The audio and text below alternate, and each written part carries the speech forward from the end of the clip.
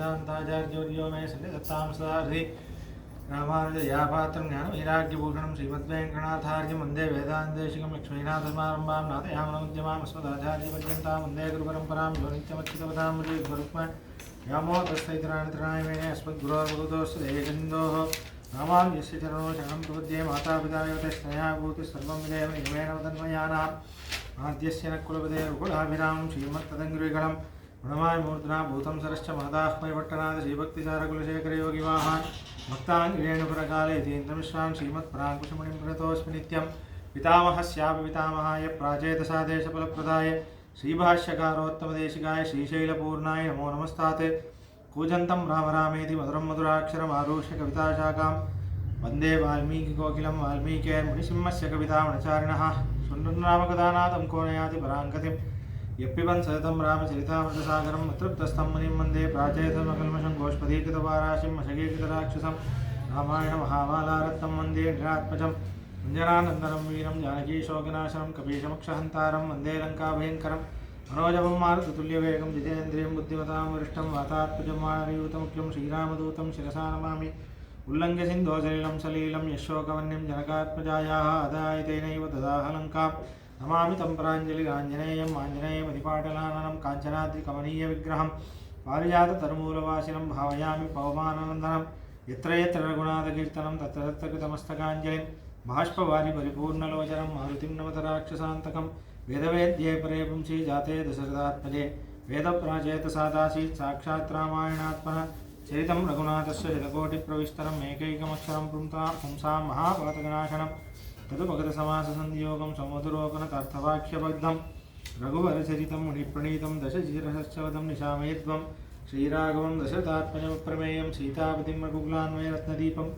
आजानुबाहुमरविन्ददलायुधाक्षं रामं निशाचरविनाशकरं नमामि वैदेही सहितं श्रुद्वतुले हैमे महामण्डपे मध्ये पुष्पकमासने मणिमये वीरासने सुस्थितम् अग्रे वाचैति प्रबन्धसुताय तत्त्वं मुनिभ्यः परं व्याख्यान्तं भरतादिभिः परिवृतं रामं भजे श्यामलं आपदापहर्तारं धातारं सर्वसम्पदां लोकाभिरामं श्रीरामं भूयो भूयो नमाम्यहं धर्मात्मा सत्यसन्धश्च रामो दाशरथिर्यदि पौरुषे च प्रतिद्वन्द्वः शरैनं जहिरावणिं तपस्वाध्यायने रतं तपस्वैवाद्विताम्बरं नारदं परिपृच्छ वाल्मीकिर्मुनिपुङ्गवं जयत्याश्रितसन्त्रासध्वान्तविध्वंसनोदयः प्रभावान् सीतया देव्या परमव्योमभास्करः सन्तः श्रीरङ्गपृथ्वीश जरणत्राणशेखराः जयन्तिपूर्णत्राणपथपङ्कजनः கற்பாராமபிரானையல்லால் மற்றும் கற்பரோ பொறுப்பாமுதலா புல்லெரும்பாதி ஒன்றின்றியே நற்பால் அயோத்தியில் வாழும் சராசரம் முற்றமும் நற்பால குய்த்தனன் நான் மிகனார் பெற்ற நாட்டுலே श्यामरि रामचंद्र की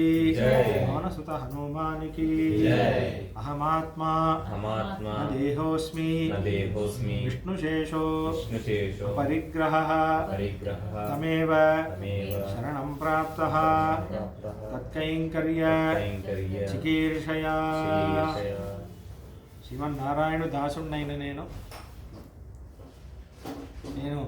ఆయనకి నచ్చినట్టే ఉండాలి, ఆయన కైంకర్యమే చేయాలి, ఇదే నా జీవిత లక్ష్యము అని తీర్మానించి ఆయన దగ్గర శరణాగతి చేసి అలానే జీవితాన్ని కొనసాగిస్తాను. ఇటువంటి ఆత్మస్వరూపం మనది. ఈ ఆత్మస్వరూపమే ఇవాళ రాముడు చాలా ఆశ్చర్యంగా మనకు చూపిస్తాడు. అంటే వాల్మీకి రామాయణంలో ఎప్పుడు కష్టం రాదు. కొన్ని సర్గలు గంభీరంగా ఉంటాయి, కొన్ని సర్గలు మళ్ళీ సుఖంగా భగవంతుడు ఒక అనుగ్రహం చేస్తాడు. మొన్న ఒక అనుగ్రహం చూసాం, సుమంత్రుడికి అయోధ్య జనులకి ఎంత బాగా అనుగ్రహం చేశాడో ఆ వృత్తాంతాన్ని చూశాను. ఇప్పుడు కొంచెం గంభీరంగా ఉంటుంది, కానీ గంభీరంగా ఉండే సర్గలే నిజంగా చూస్తే రామభక్తులకి అదే చాలా తీపి అయిన విషయం. ఎందుకంటే గంభీరంగా ఉన్నప్పుడే రాముడి గుణం ఇంకా బాసిల్లుతుంది. కష్టం వచ్చినప్పుడే, కష్టంలో ఉన్నప్పుడు మనం ఎలా ఉన్నాం, ఒక కష్టం వచ్చింది, మనకు ఒక దుఃఖం వచ్చింది, దుఃఖం వచ్చినప్పుడు మనం ఎలా ప్రవర్తిస్తున్నాం, అప్పుడే మన గుణం ఇంకా బాసిల్లుతుంది. కష్టంలో మనం ఎలా ప్రవర్తిస్తామో అదే మన నిజమైన క్యారెక్టర్. సుఖంలో అందరూ బాగానే ఉంటారు, నేను రామభక్తుడిని అందరూ చెప్తారు. కష్టం వస్తే నిజంగా రాముడిని నమ్ముతావా? రాముడిని మాటలు అంటారు, ఈ దేవుడు నాకేం చేయలేదు అలా అంటావా? లేకపోతే ఒకళ్ళు మనకి సుఖం ఇచ్చేంత వరకు వాళ్ళని పొగుడుతాం, కష్టంగానే వాళ్ళని తిట్టడం మొదలు పెట్టేస్తాం, అన్నీ మర్చిపోతాం, ఆ బంధుత్వాన్ని వెలేసేస్తాం ఒక్క నిమిషంలో. నువ్వు నాకు నిజంగా నాన్నేనా, నువ్వు నాకు నిజంగా అమ్మేనా, అసలు నువ్వు మనిషివేనా అంట. అలా మన మాటలే అలా ఉంటాయి. కాబట్టి ఇప్పుడు రాముడు మాట్లాడే విషయాలు ఉన్నాయి చూడండి, చాలా అద్భుతమైన విషయాలు. రాముడు ధర్మం మాట్లాడితే ఎంత బాగుంటుంది వినడానికి. నిజంగా చెప్పాలంటే పొద్దునుంచి 4 సార్లు చదువుతున్నాను ఇది. చెప్పాలని 2 సర్గలు కైకేయి రామ సంవాదం, అదే ఇవాళ చూడబోయేది. రాముడు కైకేయి దశరథ మహారాజు ఉన్న భవనంలో ప్రవేశిస్తున్నారు. ఇక్కడ కైకేయి అమ్మవారు దశరథ మహారాజుతో ఉన్నారు. ఇప్పుడు రాముడు వెళ్ళి కైకేయి అమ్మతో మాట్లాడాలి. కైకమ్మ ఏం చెప్తుందో మీ అందరికీ తెలుసు, కానీ రాముడు ఎలా మాట్లాడతాడు అది చదువుతూ ఉంటే నాలాంటి పామరుడికే అసలు కొన్ని శ్లోకాలు చదువుతుంటే కళ్ళలో నీళ్ళు వచ్చేస్తాయి. అలా ఉంటాయి శ్లోకాలు. ఇప్పుడు పెద్ద పని ఏంటంటే నేను అదే ఉద్దేశం, అదే రసాన్ని నేను ఇప్పుడు మీకు కన్వే చేయగలుగుతానా లేదా, అదే సమస్య. ఇప్పుడు అది రాముడి అనుగ్రహించాలి. అయితే మొన్న ఎక్కడ ఆపామంటే చాలా అద్భుతమైన శ్లోకం. యశ్చ రామంన పశ్యేత్తు యంచ రామంన పశ్యతి నిందిత సర్వలోకేషు స్వాత్మాప్యయనం విగర్హతే అది శ్లోకం. అందరూ అంటున్నారు అయోధ్య వాసులు, ఎవడు రాముణ్ణి చూడడో, రాముణ్ణి ఎవరు చూడరో వాడు ఎందుకు బతికి అని అందరూ నిందిస్తారు లోకంలో అందరూ నిందించడం సరే, వాడి ఆత్మే వాడిని, అంతరాత్మే వాడిని నిందిస్తుంది. నీ అంత నీచుడు ఎవడైనా ఉంటాడా? నీకు రాముడు అంటే తెలీదా? రాముణ్ణి నువ్వు చూడలేదా? రామనామం నువ్వు చెప్పలేదా? ఎప్పుడైనా ఒక్కసారి నువ్వు భగవంతుడిని చింతన చేసావా అని అనిపిస్తుందట. ఎందుకంటే ఆ రాముడిని చింతిస్తేనే మనం బాగుంటాం, మనం మంచోళ్ళుగా ఉంటాం, వేరే దాని లేదు. రాముడిని నమ్మకుండా నేను మంచోడిని ఒకటి చెప్తున్నాడంటే వాడు మంచోడు కాదు. ఎందుకంటే ఏది మంచిదో ఏది చెడ్డదో చెప్పాలంటే రాముడే రావాలి. అది నేను చెప్పట్లేదు, దాసుని చెప్పట్లేదు. భాగవతంలో శుకాచార్యులు అంటున్నారు, మర్త్యావతారస్తు ఇహమర్త్య శిక్షణం అని అంటున్నారు. పరీక్షిత్ మహారాజుకి శుక మహర్షి అంటున్నారు, పరీక్షిత్ మహారాజా మీరు ఒకటి గుర్తుపెట్టుకోండి, మనుషులకి ఆచార్యుడు ఎవడంటే రాముడే. మనిషి ఎలా ప్రవర్తించాలో తెలియాలంటే రాముడే చెప్పాలి అని శుక మహర్షి అంటారు. కాబట్టి అదే తీర్పు. వేరే ఎవరి దగ్గర నేను మంచితనాన్ని నేర్చుకున్నానంటే అది మంచితనం కాదు. నువ్వు మంచితనం అని నువ్వు అనుకుంటున్నావు, అది మంచితనం కాదు. రాముడేది మంచిది, రాముడేది ధర్మం అని చెప్తాడో అదే మంచిదారి. రాముడు వెళ్ళిన దారే మంచిదారి. రాముడు ఏది వద్దు అన్నాడో అది చెడ్డదారి. ఇక కృష్ణుడు అదే చెప్తాడు. మళ్ళీ రాముడు అనుష్ఠించి చూపింది కృష్ణుడు భగవద్గీతలో చెప్తాడు. ఇక రాముడి దారిలో వెళ్ళడం మనకి ముఖ్యం. అయితే యశ్చ రామంన పశ్యేత్తు ఎంచ రామమున పశ్యతి అనే శ్లోకం ఉంది కదా. ఎవడు రాముణ్ణి చూడడో రాముడు ఎవరిని చూడడో, ఇలా ఒక వేదమంత్రమే ఉంది. అది చెప్పడం మర్చిపోయాను. ఇది ఒక ప్రార్థన, వేదమంత్రమే అది. అది అలానే వేస్తున్నారు వాల్మీకి మహర్షి. ఉపనిషత్ వాక్యం ఒకటి ఉంది, మాహం బ్రహ్మ నిరాకుర్యాత్ మామా బ్రహ్మ నిరాకరోత్ అని వస్తుంది కేనోపనిషత్తులో. అంటే ఏంటంటే నేను భగవంతుణ్ణి మర్చిపోకూడదు, నేను భగవంతుణ్ణి నిరాకరణం చేయకూడదు, పరబ్రహ్మం శ్రీమన్నారాయణని నేను నిరాకరణ చేయకూడదు, వాడు నన్ను నిరాకరణ చేయకూడదు అని మొదటి ప్రార్థన అదే ఉపనిషత్తులో. ప్రారంభించే ఉపనిషత్ వాక్యాలనే వస్తాయి. చాలా ముఖ్యమైన వాక్యం. ఎందుకంటే ఇద్దరికీ ఆ సంబంధం ఉంటేనే నేను ధార్మికమైన దారిలో వెళ్తాను. కాబట్టి రామానుగ్రహం నాకుండాలి, నేను రాముణ్ణే తలుచుకోవాలి అనే ఒక స్థితి నాకుండాలి. అది రెండు ఉండాలి. అది ఉంటేనే నేను ధార్మికంగా ఉంటాను, ఆనందంగా ఉంటాను. లేకపోతే అందరూ నిందించేలా నా జీవితం అయిపోతుంది. అందరూ రాముణ్ణి నువ్వు చూడలేదని నిందిస్తారంటే ఈవెన్చువలీ నువ్వు అంత పాపాత్ముడు అవుతావు అంటే నిన్ను అందరు నిందించేలా నీ గుణం అయిపోతుంది.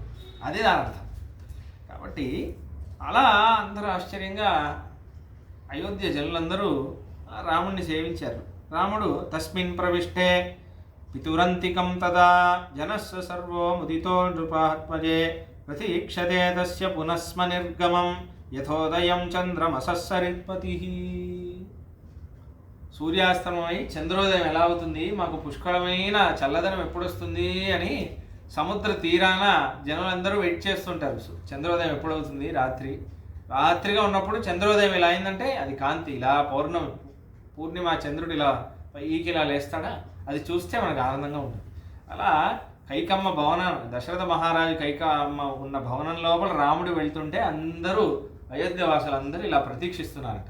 చంద్రోదయం ఎప్పుడవుతుంది అని ప్రతీక్షించేటట్టు మా రాముడు మళ్ళీ వెనకాల ఎప్పుడు వస్తాడు అని చూస్తున్నాడు. రాముడు ప్రవేశించి సతదర్శాసనే రామో విషణ్ణం పితురం శుభే కైకేయ్యా సహితం దీనం ముఖేన పరిశుష్యత. అలా వెళ్ళగానే రాముడు ఇలా ఆనందంగా వెళ్ళాడు. దశరథ మహారాజు కైకమ్మ కూర్చున్నారు. దశరథ మహారాజు దిగులుగా ఏదో అనారోగ్యం వచ్చినట్టున్నారు. కైకమ్మ కూడా అంత సంతోషంగా లేనట్టు లేదు. సపితుశ్చరణో పూర్వం అభివాద్య వినీతవత్ తతో వవందే చరణం కైకేయ్యాసు సమాహిత. అయితే వెళ్ళగానే చూడండి, రాముడు దశరథ మహారాజు కాళ్ళు ఎక్కడున్నాయని చూశాడు. అది రాముడు.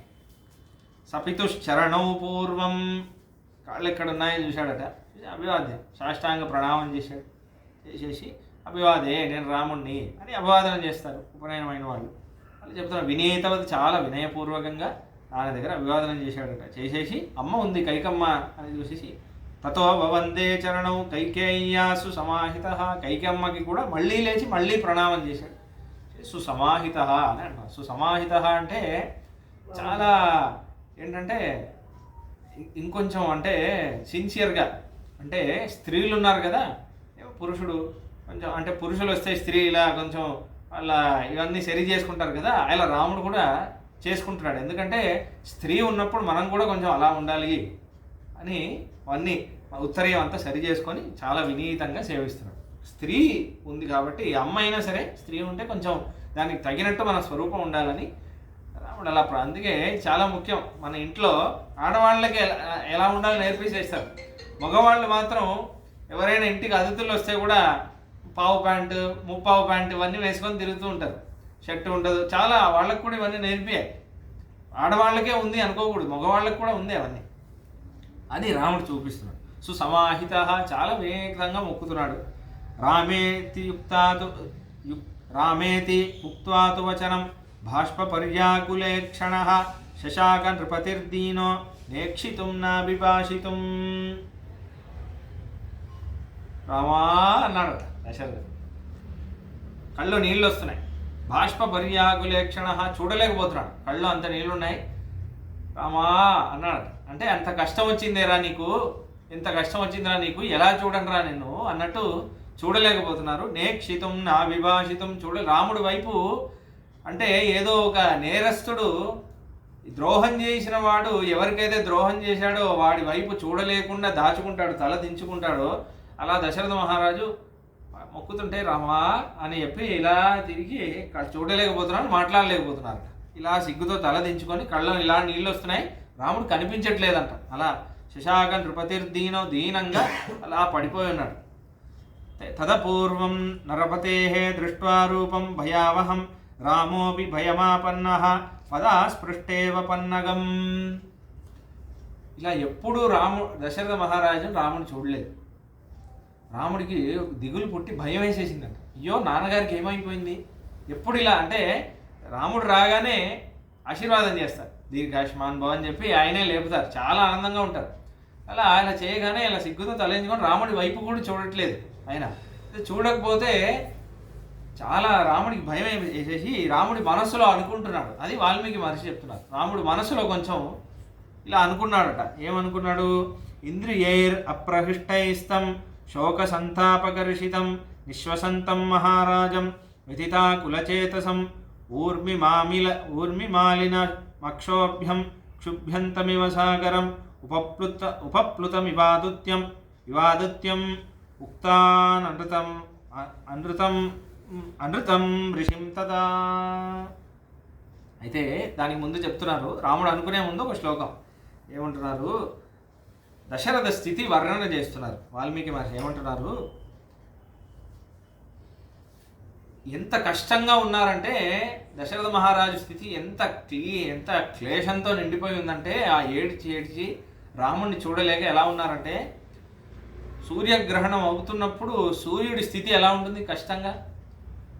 అలా అలా ఒక స్థితి. ఇంకోటి ఎటువంటి స్థితి అంటే ఒక ఎగ్జాంపుల్ ఇస్తున్నారు. ఉపమా అంటే ఉపమానం ఇస్తున్నారు. ఎంత మంచి ఉదాహరణ. ఒక ఋషి అంటే ఏంటంటే వాళ్ళు సత్యమే మాట్లాడతారు. ఒక మహర్షి తన నోటు నుంచి ఉక్తం అనృతం ఉక్తానృతం ఋషిం తదా అని అంటారు.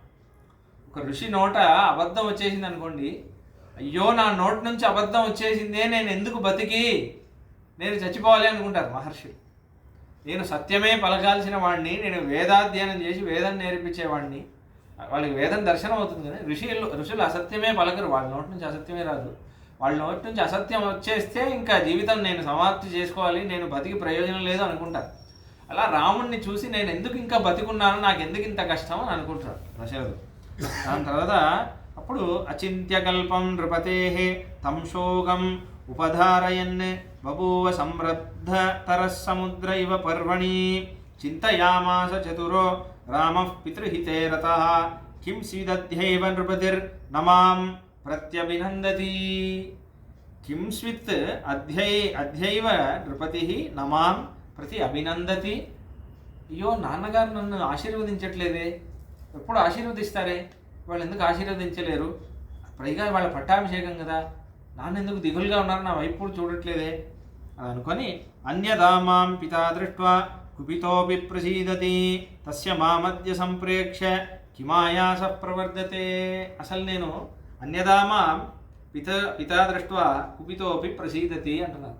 వేరే ఏదైనా స్థితిలో వేరే ఎప్పుడైనా సరే నాన్నగారు సరే కొంచెం కోపంగా ఉన్నారు, లేకపోతే చికాకుగా ఉన్నా నేను వస్తున్నాను అక్కడ దూరం నుంచి చూస్తే నన్ను చూడగానే ఆనందిస్తారే, ఆహా రామా వచ్చావా అంటారే. ఎంత కోపం ఉన్నా, ఎంత దిగులున్నా, ఎంత బాధ ఉన్నా నన్ను చూడంగానే ప్రసన్నమవుతారే, అటువంటి నాన్న నన్ను చూసి దుఃఖిస్తున్నారే అని రాముడు అనుకుంటాడు. సదీనైవ శోకార్తో విషణ్ణావత్ అనద్యుతి కైకేయీం అభివాద్యైవ రామో వచనమబ్రవీత్. అయితే దాని తర్వాత దీని ప్రశ్న ఏంటి అని అర్థం కాకుండా ఏం చేస్తున్నారు, కైకేయి అమ్మవారిని మళ్ళీ మొక్కి ఇలా మాట్లాడుతున్నారు. ఏమంటారు, కచ్చిన్ మయా నాపరాధం అజ్ఞానాత్ ఏన మే పిత కుపితస్తన్మ మమాచక్ష్వ త్వమేవైనం ప్రసాదయ.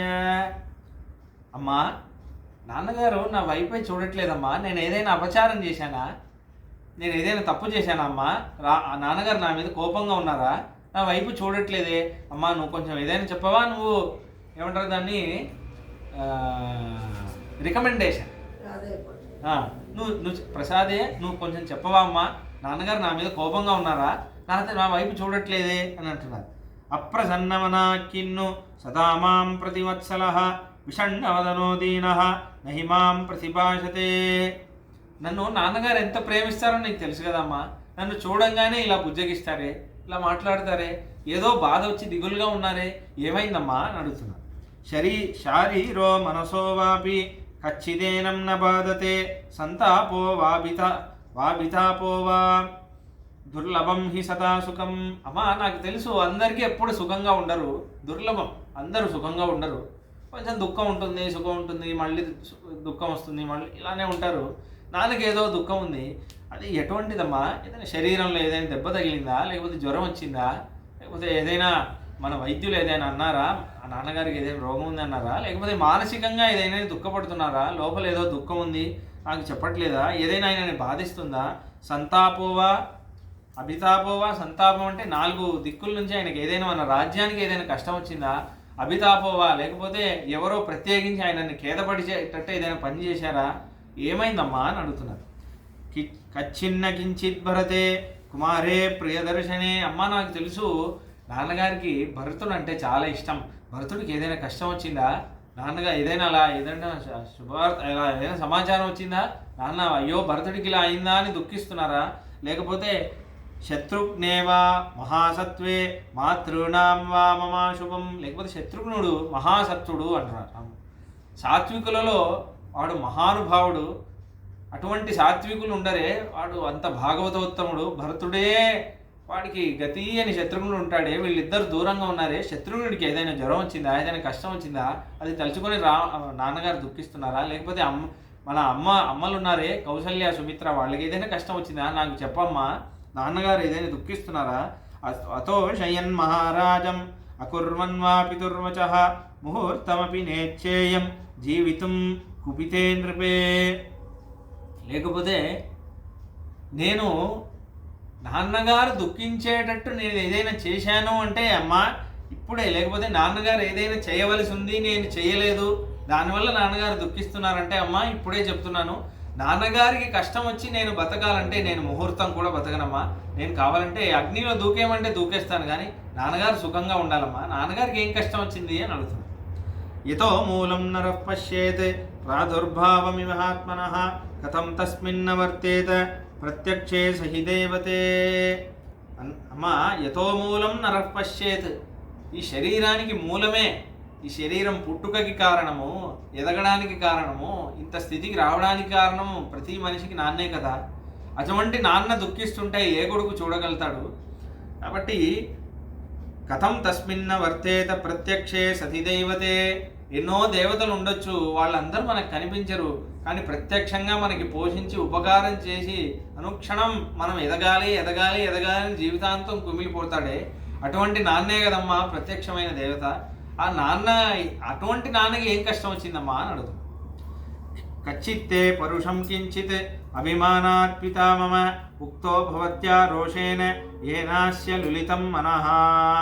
అమ్మా లేకపోతే ఇలా అడుగుతున్నాను తప్పుగా అనుకోకు, నువ్వు ఏదైనా పరుషంగా ఏదైనా అన్నావమ్మా నాన్నగారి పట్ల అంటే, మీరిద్దరూ భార్యాభర్తలు మీలో మీకు ఉంటాయి, సరసం ఉంటుంది ఉంటుంది, ఏదైనా దానివల్ల ఏదైనా దుఃఖిస్తున్నాడా నాన్నగారు చెప్పమ్మా అని అంట. ఏతదాచక్ష్వమే దేవి తత్వేన పరిపృచ్ఛత కిం నిమిత్తం అపూర్వోయం వికారో మనుజాదిపే. అమ్మా నిజంగా చెప్పమ్మా, ఎందుకంటే ఎందుకు నాన్నగారు ఇలా ఉన్నారు? నేను ఇటువంటి అవస్థ ఎప్పుడు నాన్నగారిని చూడలేదే, నా మనసులో ఖేదం ఎక్కువ అవుతుంది, నాకు తొందరగా చెప్పమ్మా అని అడుగుతుంది. అప్పుడు ఏవ ముక్తాతు కైకేయి రాఘవేన మహాత్మన ఉవాచేదం సునిర్లజ్జ దృష్టాం ఆత్మహితం వచః.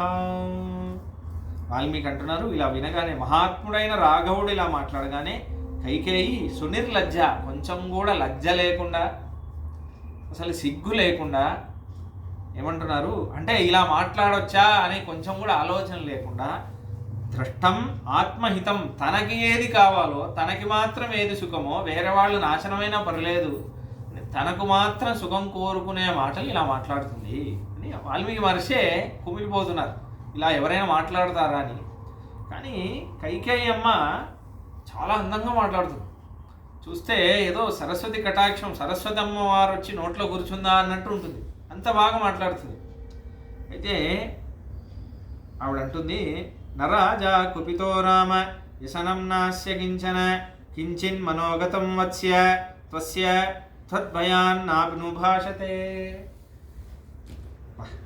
ఎలా అంటుందంటే, నాన్న రమ, నాన్నగారికి ఏ కోపం లేదు, ఏ రోగం లేదు, ఏది లేదు, కానీ ఆయన మనసులో ఒకటి ఉంది, మనసులో ఒక కోరిక ఉంది, అది నీ దగ్గర చెప్పాలనుకుంటున్నారు, కానీ నీ దగ్గర ఉన్న భయంతో ఆయన చెప్పట్లేదు. ఎందుకంటే ఇలా చెబితే నువ్వు ఏమనుకుంటావో, నాన్నగారి మీద కోపపడతావో అని, అయ్యో చెప్తే ఏదైనా రాముడు మనల్ని ఏమంటాడో ఒక భయంతో చెప్పకుండా కొంచెం ఆలోచిస్తున్నారు అని అన్నారు.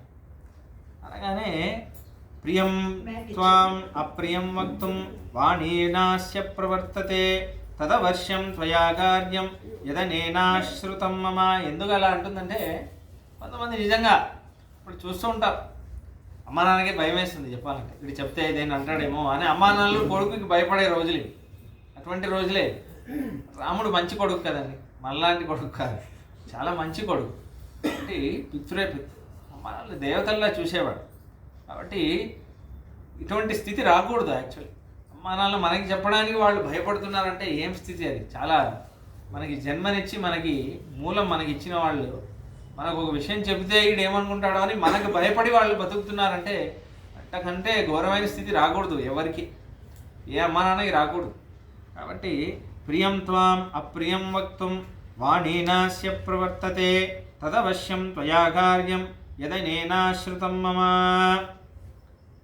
రమ, నువ్వు ఈయనకి చాలా ఇష్టమైన వాడివి, కాబట్టి ఈయన నీతో అప్రియంగా ఏది మాట్లాడలేడు. కాబట్టి అందుకే ఈయన నోరు తెరవలేకపోతున్నారు. ఎందుకంటే ఏ కార్యం కోసం ఈయన నా దగ్గర ఒక మాట ఇచ్చారు, అది చెయ్యాలంటే నీ యందు ఈయన అప్రియంగా మాట్లాడాలి. అందుకే నీ యందు అప్రియంగా మాట్లాడడానికి ఇలా ఆలోచిస్తున్నారు. ఇలా మాట్లాడితే రాముడు ఏమైనా అనుకుంటాడేమో అని అనుకుంటున్నారు అని అన్నారు.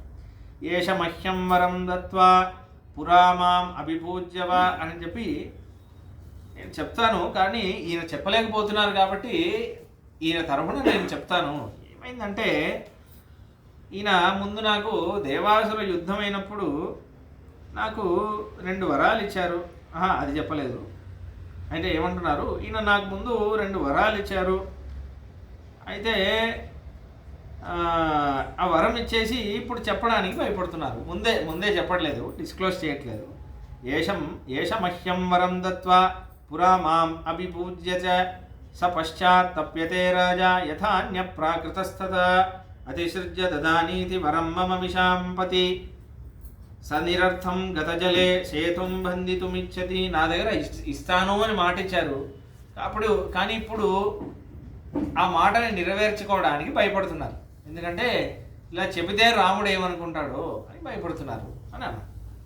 కానీ రామ ధర్మమూలం ఇదం రామ విదితం చ సతాం. కానీ నీకు తెలియంది ఏముంది రామ, మహానుభావులందరూ ఏమంటారు తెలుసు కదా, ధర్మమే మూలం, ధర్మమే పట్టుకోవాలి అంటారు కదా.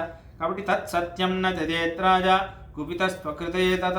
కాబట్టి ఇప్పుడు మీ నాన్న ఇచ్చిన వరాన్ని కాపాడాలంటే రామ నువ్వు ధర్మాన్ని పట్టుకొని మీ నాన్న చెప్పింది వినేటట్టు నువ్వు ప్రవర్తించేలా ఉంటే ఆయన చెప్తారు. చెబితే అప్పుడే మీ నాన్నగారికి సుఖం ఉంటుంది అని అంటుంది. యది తత్ వక్ష్యతే రాజా శుభం వా యది వా శుభం కరిష్యతి సతా సర్వం ఆఖ్యాస్యామి పునస్త్వహం. కాబట్టి అది శుభమైనా అశుభమైనా సరే నాన్నగారికి నీ దగ్గర చెప్పడానికి ఇష్టం ఉందో లేదో, కానీ అది మాట అంటే మాటే కదా, ధర్మం అంటే ధర్మమే కదా రామ.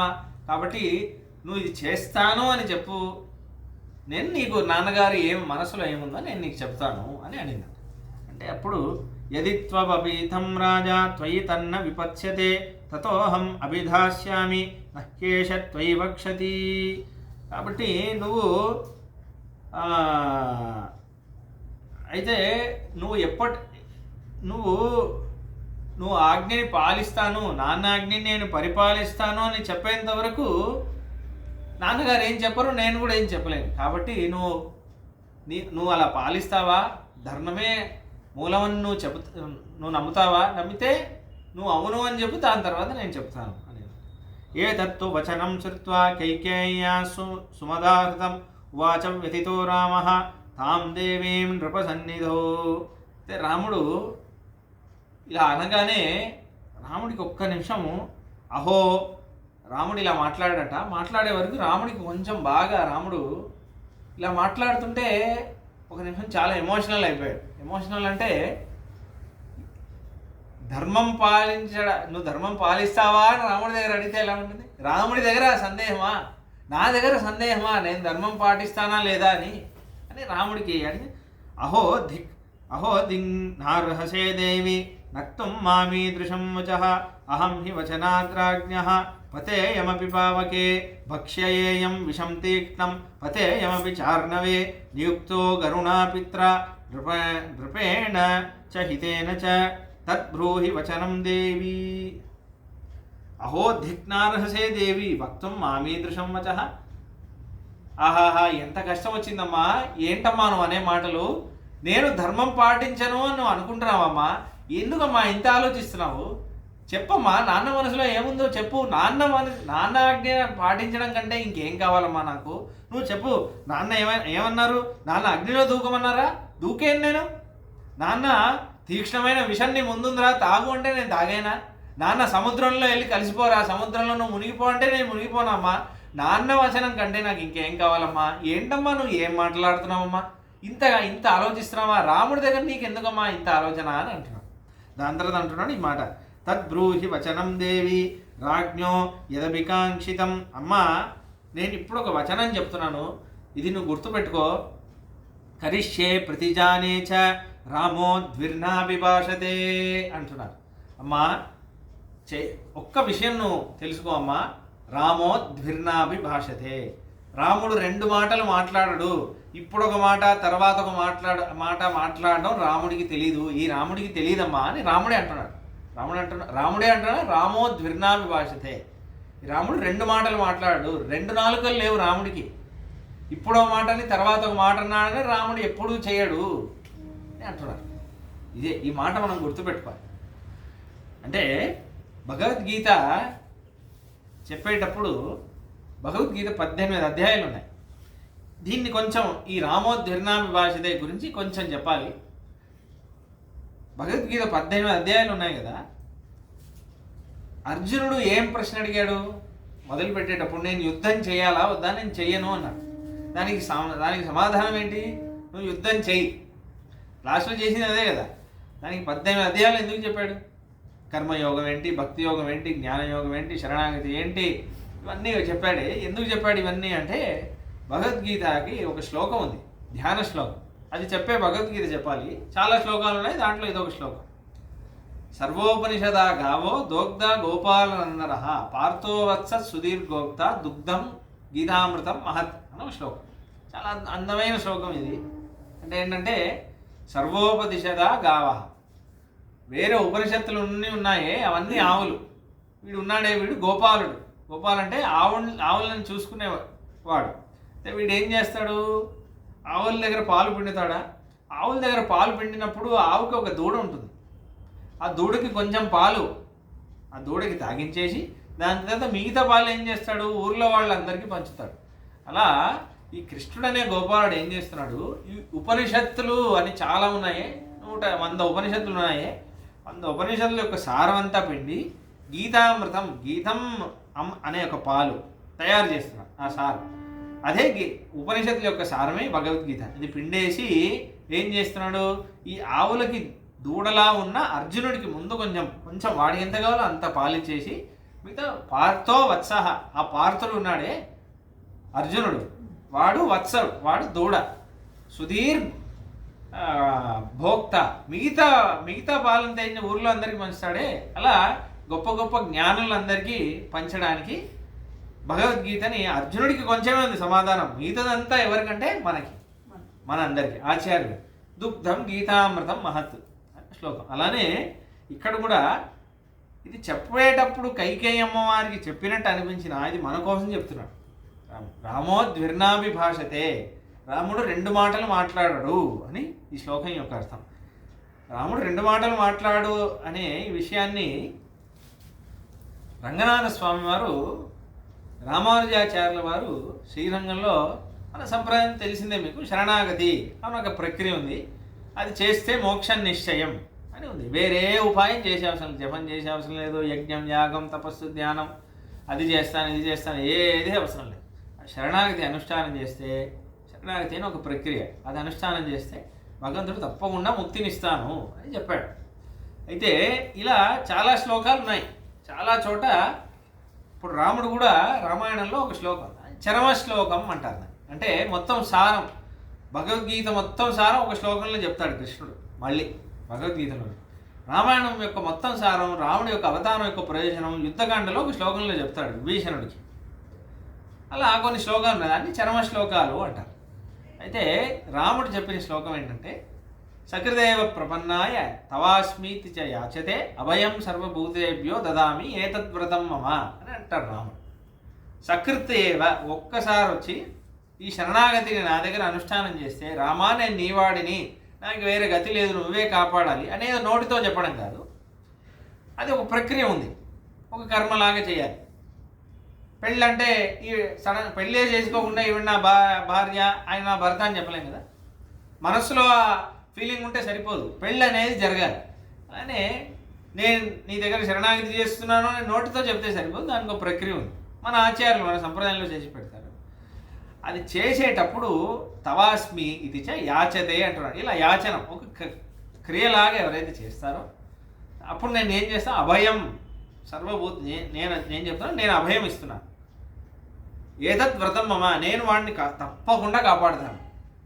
సర్వభూతేభ్యో, ఇప్పుడని కాదు, సర్వభూత భవిష్య వర్తమానంలో ఎవరైనా సరే, ఎప్పుడు చేసినా సరే, ఏ జీవరాశి సర్వభూతాభ్యో, ఏ ప్రపంచంలో అన్ని జీవరాశులకి వర్తిస్తుంది. ఎవరైతే ఇలా అంటారో వాళ్ళు అభయం నేను ఇస్తున్నాను, నేనున్నాను, వాళ్ళని నేను కాపాడుతాను.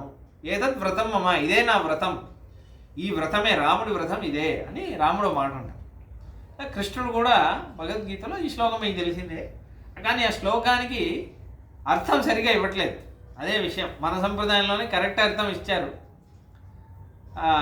సర్వధర్మాన్ పరిత్యజ్య, ఈ శ్లోకానికి ఎంతమంది ఆచార్యులు ఈ ఒక్క శ్లోకం మీదే ఎన్ని గ్రంథాలు రాశారు.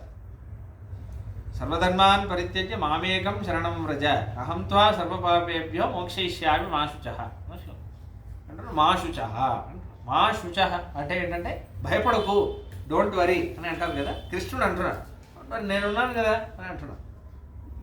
ఏమంటున్నాడు? సర్వధర్మాన్ పరిత్యజ్య, మోక్షం ఎలా పొందాలి, ముక్తిని ఎలా పొందాలి అని చెప్పడానికి ఎన్నో ధర్మాలు ఉన్నాయి, ఎన్నో ఉపాయాలన్నీ ఉన్నాయి. జపం చేయి, యాగం చేయి, ధ్యానం చేయి, యజ్ఞం చేయి, దానం చేయి, ఇలా ఎన్నో ఉన్నాయి.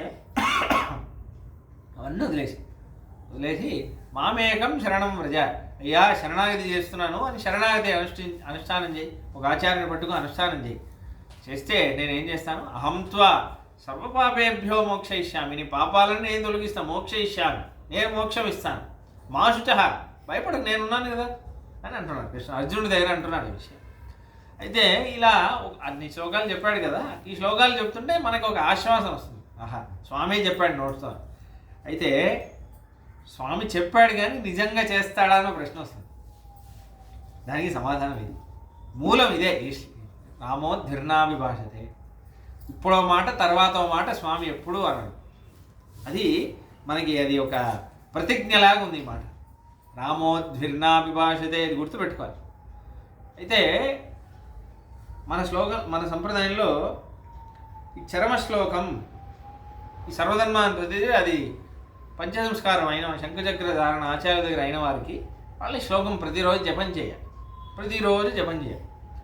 ఈ కొన్ని వాక్యాలన్నీ ఉన్నాయి, అవన్నీ జపం చేయాలి. కాబట్టి ఇప్పుడు రామానుజాచార్యుల వారు రంగనాథుడి ఎందుకు శరణాగతి చేస్తున్నప్పుడు దాని తర్వాత రంగనాథ స్వామి ప్రతివచనం మాట్లాడారు.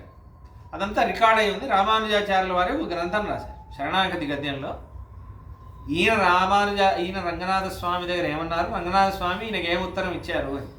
ఇచ్చేటప్పుడు అన్నీ చెప్తారు. రంగనాథ స్వామి చాలా అందంగా మాట్లాడతారు. శరణాగతి గద్యం అనేది అది ఎప్పుడైనా నేను నేర్పిస్తాను, తర్వాత తిరిగి ఉన్నప్పుడు నేను మీకు అందరికీ నేర్పిస్తాను. చాలా అద్భుతమైన గద్యం అది. రంగనాథ స్వామి ఉత్తరం చూస్తుంటే మనకి ఆహా ఎంత ఆనందంగా అనిపిస్తుంది. ఎంత మంచి ప్రతిజ్ఞ ఇచ్చాడు రంగనాథ స్వామి, శరణాగతి చేస్తే ఎంత మంచిగా మనల్ని చూసుకుంటాడా అంటే ఒక హామీ ఇస్తాడు. అయితే దాంట్లో లాస్ట్లో 4 వచనాలు అంటాడు రంగనాథ స్వామి. ముగించేటప్పుడు ఏమంటాడు? మాతే భూతత్ర సంశయ, దీంట్లో ఏం సంశయం పెట్టుకోకు రామానుజా, నేను ఉన్నాను కదా అని అంటాడు. తర్వాత అనృతం నోక్త పూర్వం మే నతవక్ష, రామాయణం నుంచే 3 వాక్యాలు చెప్తాడు రంగనాథ స్వామి. శ్రీరంగం రంగనాథ స్వామి రామానుజాచార్యుల వారికి 3 వాక్యాలు రామాయణం నుంచే చెప్తాడు. అనృతం నోక్త పూర్వం మే నచవక్షే కదాచన అని వాలి సంహారంప్పుడు రాముడు చెప్పిన మాట, ఆయన చెప్పిన మాట మళ్ళీ ఆయనే చెప్తున్నాడు. ఏమంటున్నాడు? అనృతం నోక్త పూర్వమే, నేను ఇతపూర్వం ఎప్పుడూ అబద్ధం ఆడలేదు, ఎప్పుడూ నేను అబద్ధం ఆడను. ఇది మొదటి వాక్యం. రెండవ వాక్యం రామోద్ధీర్ణాభిభాషతే, రాముడు 2 మాటలు మాట్లాడు అని తన గురించి రంగనాథ స్వామి చెప్తున్నాడు. నేను 2 మాటలు మాట్లాడను అని చెప్పేసి సకృదేవ ప్రపన్నాయ తవ అని ఆ శ్లోకం చెప్తాను. నేను అబద్ధం ఆడలేదు, ఆడను, నేను 2 మాటలు మాట్లాడను. కాబట్టి ఇప్పుడు నేనేం చెప్తున్నాను సార్, సకృదేవ ప్రపన్నాయ, అప్పుడు నేను రామావతారంలో ఏం చెప్పానో రామానుజానికి మళ్ళీ అదే చెప్తున్నాను. సకృదేవ ప్రపన్నాయ, నేను చెప్పాను కదా శరణాగతి చేస్తే అభయం సర్వభూతేభ్యో దదామి, ఏతద్వ్రతం మమ అన్నాను కదా, ఇదే నా వ్రతం. కాబట్టి నువ్వు ఎందుకు భయపడుతున్నావు, నేను ఉన్నాను కదా, నేను కాపాడుతాను. దాని తర్వాత మళ్ళీ ఇది సరే, కృష్ణావతారంలో నేనేం చెప్పాను మర్చిపోయావా, సర్వధర్మాన్ పరిత్యాగ, మళ్ళీ అదే చెప్తాను. చెప్పేసి మా శుచః, నేను ఉన్నాను కదా, ఎందుకు భయం నీకు, డోంట్ వరీ అంటారు. ఆత్మకి ఒకే ఒక బంధువు ఆయన కదా. మన శరీరంలో ఉన్న బంధువులందరూ డోంట్ వరీ అని ఏదో ఒక సిచ్యువేషన్కే చెప్తారు, చెప్పేసి దాని తర్వాత వాళ్ళు మాయమైపోతారు. అని పరమాత్మ మనకు ఒకే ఒక బంధువు, వాడు చెప్తున్నాడు ఏం భయపడకు, నేనున్నాను కదా, శరణాగతి చేశావు కదా, నీ భారం నాది, నేను చూసుకుంటాను, నీకు ఏ కష్టం రాదు. కష్టం అంటే ఇవన్నీ చిన్న చిన్న కష్టాలు, ఇవన్నీ కష్టం కాదు. ఆత్మకి ఏం క్షేమం, అదే కదా కష్టం, అసలైన కష్టం. ఈ జీవితం తర్వాత ఏమవుతుంది, ఎక్కడికి వెళ్తాను, అదే కష్టం. నేనున్నాను కదా, నువ్వు నా దగ్గర ఈ శరీరం అంటారు, శరీర పాత సమయేతు కేవలం మదీయేవ దయ. నా కరుణ వల్ల నువ్వు ఏం చేస్తావు, శరీరం పడిపోగానే నేను చేయి పట్టుకొని శ్రీవైకుంఠం తీసుకెళ్తాను, నాతోనే నువ్వు ఆనందంగా ఉంటావు, నీకు ఏ దుఃఖమే ఉండదు, నాతోనే ఆనందంగా ఉంటావు అని రంగనాథ స్వామి చెప్తారు. నీ శరీరం పడిపోగానే జీర్ణమైన వస్త్రం, చిరిగిపోయిన వస్త్రం వదిలేసినట్టు నువ్వు శరీరాన్ని వదిలేస్తావంటే దాని తర్వాత నువ్వేమవుతుంది, నువ్వు జీవాత్మలా ఉంటావు కదా, నీ చెయ్యి అప్పుడు నేను పట్టుకొని నేను దగ్గరుండి తీసుకెళ్తా, శ్రీవైకుంఠంలో తీసుకెళ్తా. అప్పుడు నువ్వు నేను కలిసి ఆనందంగా ఉందాం శ్రీవైకుంఠంలో. ఇక అంతే, నీకేం చింత లేదు. వేదం అంటుంది నచ పునరావర్తతే నచ పునరావర్తత ఇది అని అంటుంది. శ్రీవైకుంఠం వెళ్తే, శ్రీమన్నారాయణ దగ్గర వెళ్తే మళ్ళీ రిటర్న్ వచ్చేది ఉండదు అని వేదం అంటుంది. అదే చెప్తాడు, ఇంకేం భయం లేదు, నేను మా శుచ అని అంటాడు. దాని తర్వాత అతస్త్వం తవ తత్వత నిస్సంశయ సుఖమాస్వ. కాబట్టి ఇప్పుడు శరణాగతి చేసేసావా, అయిపోయింది, ఆనందంగా ఉండు. శరీరం పడిపోయేంత వరకు నువ్వేం చేయాలి, నువ్వు పుట్టినందుకు చేయాల్సింది చేసేసావు, ఇప్పుడు నువ్వేం చేయాలి, ఆనందంగా ఉండాలి. ఏం చేయాలి అంటావా, శ్రీరంగంలో ఉండు. అత్రైవ శ్రీరంగే సుఖమాస్వ. శ్రీరంగంలో ఉండు, నా దగ్గరలోనే ఉండు, డైలీ నాకు ఏదో సేవ చేయి, ఆనందంగా ఉండు. కొన్ని రోజులే, ఎన్ని రోజులు ఉంటావో హాయిగా ఉండు. దాని తర్వాత నేను ఎలాగో నిన్ను తీసుకెళ్తాను, అంతే. నీ పుట్టినందుకు ప్రయోజనం అయిపోయింది, నేను ఉన్నాను కదా, చూసుకుంటాను. ఏమి భయపడదు, నేను చెప్పింది చేస్తానా అని సంశయం పెట్టుకోకు. రామో దుర్నాభి భాగతే అని రంగనాథ స్వామి అదే మాట చెప్తున్నారు. అయితే వేదాంతేశి స్వామి అంటున్నారు, శరణాగతి గురించి 2-3 గ్రంథాలు రాశారు. న్యాస దశకం, న్యాస వింశతి, న్యాస తిలకం అని. ఇంకా శరణాగతి అనుష్ఠానం చేసేటప్పుడు మనకి ఏమేమి ప్రశ్నలు వస్తాయో దాంట్లో జవాబులన్నీ చెప్పుకుంటూ వస్తారు వేదాంతేశి స్వామి. దాంట్లో ఒక ప్రశ్న ఏంటంటే, ఇదే ప్రశ్న, శరణాగతి చేస్తే కాపాడుతాడు అని ఉంది. వేదంలో ఎన్నో వాక్యాలు ఉన్నాయి. తస్మాత్ వద్యమపి ప్రపన్నం న ప్రతిప్రయచ్చతి, ఇలా చాలా వాక్యాలు ఉన్నాయి శరణాగతి గురించి. నా దగ్గర శరణాగతి చేసిన వాడి చంపడానికి అర్హుడు, నా చేత వాడు చావడానికి అర్హుడైనా సరే, అయ్యా నువ్వే గతి, నువ్వే నన్ను కాపాడాలి అని అన్నాడంటే, వాడు చంపడానికి అర్హుడైనా సరే నేను వాడిని కాపాడుతాను. వాడిని ఎలాగో మార్చి తిట్టి కొట్టి ఏదో ఒక శిక్ష ఇక్కడే చేసి వాడి కర్మ అంతా ఇక్కడే సమాప్తి చేసి నేను తీసుకెళ్ళిపోతాను అని అంటున్నాడు. కాబట్టి ఎంత అందుకే రావణాసుడి దగ్గర కూడా అదే అంటాడు. సీతమ్మ అంటుంది, నువ్వు ఏదో తప్పు చేసేసావు, సరే ఒక్కసారి రాముడి దగ్గర వెళ్ళి కాళ్ళలో పడు చాలు, ఒకసారి పడు చాలు, తప్పు చేసేసావు సరే, ఏదో తెలియకుండా తీసుకొచ్చేసావు నన్ను, ఒకసారి కాళ్ళలో పడు, నీకు ముక్తి ఇచ్చేస్తాడు, నీ జీవితం సార్థకం అయిపోతుంది. నువ్వు గొప్ప గొప్ప వాళ్ళకి, ఆంజనేయ స్వామికే నేను శరణాగతి చేస్తాను, వాళ్ళు నా దగ్గర మొక్కుతాను, వాళ్ళకే అనుగ్రహం చేస్తాను, చాలా చాలా గొప్ప భక్తులకే, లక్ష్మణుడు భరతుడు ఇట్లాంటి వాళ్ళకే అనుగ్రహం చేస్తాడు అనుకోడు, నీలాంటి వాళ్ళు చేస్తే నీకు కూడా ముక్తి ఇస్తాడయ్యా మా ఆయన అని అంటుంది సీత. కాబట్టి అలా అటువంటి చాలా వాక్యాలు ఉన్నాయి. అయితే ఇప్పుడు నిజంగా శరణాగతి చేస్తే కాపాడుతాడా అనే ప్రశ్నని వేదాంతేశి స్వామి దగ్గర అడిగారట. అడిగితే అప్పుడు వేదాంతేశి స్వామి అన్నారట, ఒక శ్లోకం దానికి సమాధానం చెప్తున్నారు. ఉక్త్యా ధనంజయ విభీషణ లక్ష్యాతే. ధనంజయుడు అర్జునుడి దగ్గర ఏమన్నారు, మర్చిపోయారు మీరు అన్నారు. సర్వధర్మాన్ని పరిత్యజ్య అన్నాడే, మాశుచ అన్నాడు, ఇంకేం భయం. దాని తర్వాత అన్నాడు విభీషణ లక్ష్యాతే, విభీషణుడి దగ్గర చెప్పాడే సకృదేవ ప్రపన్నాయ అన్నాడే, అది మర్చిపోయారా అన్నారట. అంటే సరే అది కూడా వదిలేయండి. అయితే వాళ్ళు అంటారు, దీనికి ప్రశ్న ఏంటి, అప్పుడెప్పుడో చెప్పాడు కదా, అప్పుడు మనం లేవు అని అన్నారు. సరే అది వదిలేండి. ప్రత్యక్ష లక్ష్మణమునేహే భవతా వితీర్ణం. మొన్న మా ఆచార్యుల వారు రామానుజాచార్యులు మొన్న శరణాగతి చేస్తే రంగనాథ స్వామియే మన కళ్ళ ముందు ఉన్నాడు. రంగనాథ స్వామి మనం రాముడిని చూడలేదు, కృష్ణుడిని చూడలేదు, రంగనాథ స్వామి కళ్ళ ముందు ఉన్నాడు శ్రీరంగంలో. వాడి నోరు తెలిసి మాట్లాడాడే, రామోద్భిర్నాభి భాషతే అన్నాడే, అది మర్చిపోయారా, ఎందుకు బాధపడుతున్నారు, ఎందుకు కాపాడు అని ఎందుకు మీకు శంక. అయితే వీళ్ళు అన్నారంటే రామానుజాచార్యుల వారి దగ్గర అంటే అన్నారు, మిమ్మల్ని చూసి అంటాడా మనల్ని చూసి అంటాడా అంటే ఆయన అన్నారట, శృత్వావరం తదనుబంధ మదావలిప్తే నిత్యం ప్రసీద భగవన్ మయి రంగనాథ అన్నారు. అయితే శృత్వావరం తదనుబంధ మదావలిప్తే రామానుజాచార్యుల దగ్గరే అన్నారు. కానీ రామానుజ సంబంధం నాకు ఉంది కదా, రామానుజ సంబంధం మీకు ఉంది కదా. రామానుజ సంప్రదాయంలో వచ్చిన ఆచార్యులు నేను ఆచరించాను, అది అనుబంధం, నాకు అనుబంధం, ఆ బంధుత్వం ఉంది కదా, అది సరిపోదా? రామానుజాచార్యుల వారికి చెప్తానంటే నీకు మాత్రమే అనుగ్రహిస్తాను, నీకు సంబంధించిన వాళ్ళకి అనుగ్రహించాను అంటాడు ఆయన. రంగనాథ స్వామి అంటారు, నీలాగా నీ సంబంధం ఎవరికి ఉందో అందరికీ ఇలా శరణాగతి అనుష్ఠానం చేస్తే నేను కాపాడుతాను శరణాగతి గద్దెలను అంటారు. అదే చెప్తున్నారు. అంటే ఎందుకు భయపడుతున్నారు? కాబట్టి రామానుజాచార్యుల వారికి ఏమన్నా రామో దిర్నాభిభాషతే అన్నాడు, ఇంకేం భయం అని అన్నారు. ఇది ఒక శ్లోకం. ఇంకో శ్లోకం, ఈ వాక్యాన్ని ఎందుకు గుర్తుపెట్టుకోవాలి అని తమిళ భాషలో ఇంకో ఒక గ్రంథం అడైక్కళ పత్తు అనే ఒక గ్రంథంలో ఈ వాక్యాలు సర్వధర్మాన్ సకృదేవ ప్రపన్నాయ రామో దిర్నా ఇవంటి వాక్యాలన్నీ ఉన్నాయి. ఈ వాక్యం మన కోసం అని చెప్పాను కదా, ఇది మనం గుర్తుపెట్టుకోవాలి. అనుక్షణం ప్రతిరోజు దీన్ని స్మరిస్తూ ఉండాలి. ఎందుకు స్మరించాలి అనడానికి 7 కారణాలు చెప్తున్నాను. ఒక పాసురంలో తిన్మై కురయామైక్కుం అంటున్నారు. తిన్మై కురయామైక్కుం అంటే ఏంటంటే శరణాగతి అనుష్ఠానం చేసిన వాళ్ళు, అంటే ఇప్పుడు శరణాగతి అయిపోయింది, శరణాగతి చేసేసారు, అనుష్ఠానం చేసేసారు అనుకోండి. శరణాగతి అనుష్ఠానం చేయడానికి ముందు నేను ఎలా ఉన్నానో అలానే ఉండకూడదు కదా. ఇప్పుడు పెళ్ళయింది, పెళ్ళయ్యే ముందు నేను ఎలా ఉన్నానో అలానే ఉండలేవు. పెళ్ళైన తర్వాత మారుతుంది, బాధ్యతలు పెరుగుతాయి. పెళ్ళి కాని వాళ్ళనే ఉన్నానంటే కష్టం, స్వరూపం మారుతుంది కదా. అలానే భగవంతుడి దగ్గర శరణాగతి చేశారంటే నా స్వరూపం మారాలి కదా. మారేటప్పుడు ఏమంటున్నారు, తిన్మై కురయా మైక్కుం మొదటి కారణం ఏంటంటే నాలో దృఢత్వం పెంచడానికి, శరణాగతి మీద నాకు మహావిశ్వాసం, పరిపూర్ణమైన మహావిశ్వాసం రావడానికి. కాపాడుతాడా లేదా కాపాడడానికి సంశయం వస్తుంది కదా. అయితే సర్వధర్మాన్ పరిత్యజ్య అది జపం చేయాలి, ప్రతిరోజు చేయమన్నారు.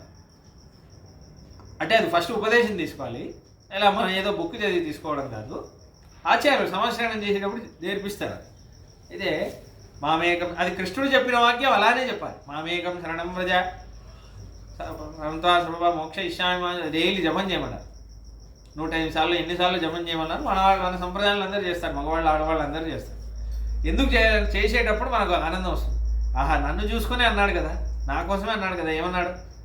శరణాగతి మిగతా ధర్మాలన్నీ ఉన్నాయి, మామేకం శరణం వ్రజ, శరణాగతి చేయమన్నాడు, నేను చేసేసానే ఆ రోజు, పలానా రోజు చేసేసాను. ఇప్పుడు అయితే కృష్ణుడు ఏమన్నాడు? మాశుచహ అన్నాడే, నాకు ఇంకా భయమేం లేదు, నేను హాయిగా ఉండొచ్చు. అలా తిన్మై కురయా మైక్కుం, దృఢత్వం తగ్గిపోకుండా ఉండడానికి ఇది స్మరించాలి. ఇది మొదటి వాక్యం. నిరైగైక్కుం, పరిపూర్ణత రావడానికి. అమ్మయ్య, నా జీవితం సార్థకం అయిపోయింది. పుట్టినందుకు నేను ఏం చేయాలో చేసేసాను.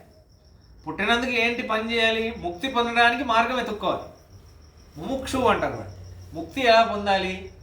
ఈ సంసార సాగరం నుంచి నేను బయట ఎలా పడాలి? అదే ఆలోచిస్తారు కదా జ్ఞానులందరూ. ఎవరెవరో ఏదేదో చేస్తున్నారు, పాపం కష్టపడుతున్నారు. నేను సులభంగా ఉపాయం చేసేసాను. అమ్మయ్య, ఎల్ఐసి ఇన్సూరెన్స్ ఉంది, ఎంత హాయిగా ఉంటుంది. అమ్మయ్య, చనిపోయినా పర్లేదు, పిల్లలకి చూసుకుంటారు, హాయిగా ఉంటారు కదా. అలా నా శరీరం తర్వాత కూడా నాకేం చింత లేదు, పరిపూర్ణత, సార్థకం అయిపోయింది జీవితం.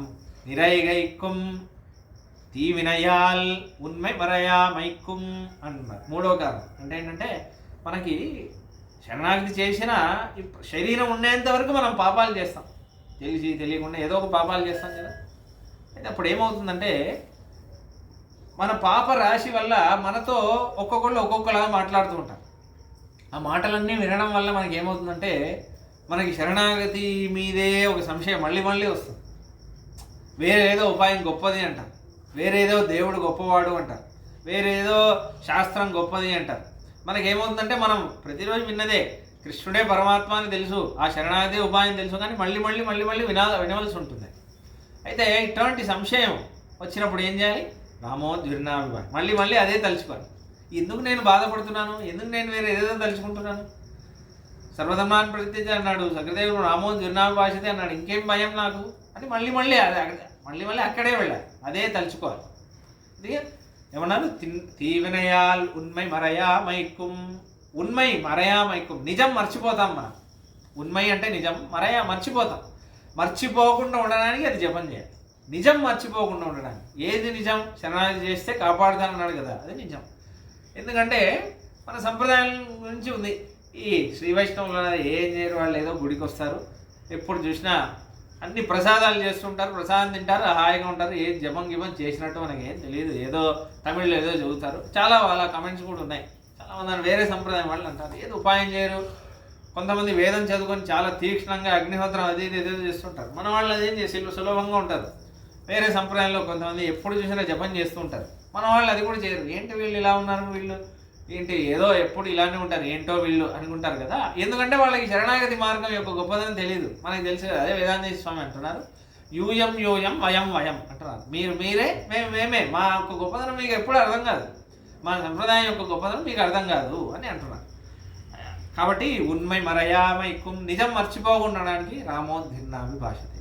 ప్రతిరోజు చెప్పండి ఉన్మై మరయామైకుం ఉళమదిల్ ఉహక్కైకుం. పెళ్ళైంది అనుకోండి, ఒక 1 year ఎలా ఉంటుంది అనుకోండి, ఊరికే పెళ్ళి ఆల్బమ్ చూస్తుంటాం.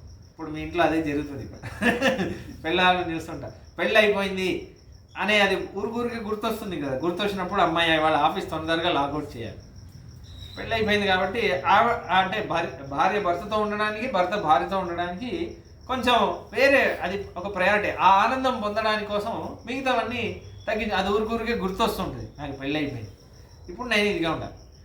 ఆ ఆనందం ఇంకా పొందడానికి ప్రయత్నిస్తుంటామా. ఇప్పుడు శరణాగతి అయిపోయింది, ఇప్పుడు నేను హాయిగా ఉండాలి, నేనేం చేయాలి, భగవత్ కైంకర్యం చేయాలి కదా. దానికి ఆ భగవంతుడికి నేను దగ్గర అవ్వాలి. ఉళమదిల్ అంత నా హృదయం లోపల ఆనందం రావడానికి మళ్ళీ నేను అది జపం చేయాలి. ఇది 4వ కారణం. ఉళమదిల్ ఉక్కైకుం తన్మై కழிయామైకుం.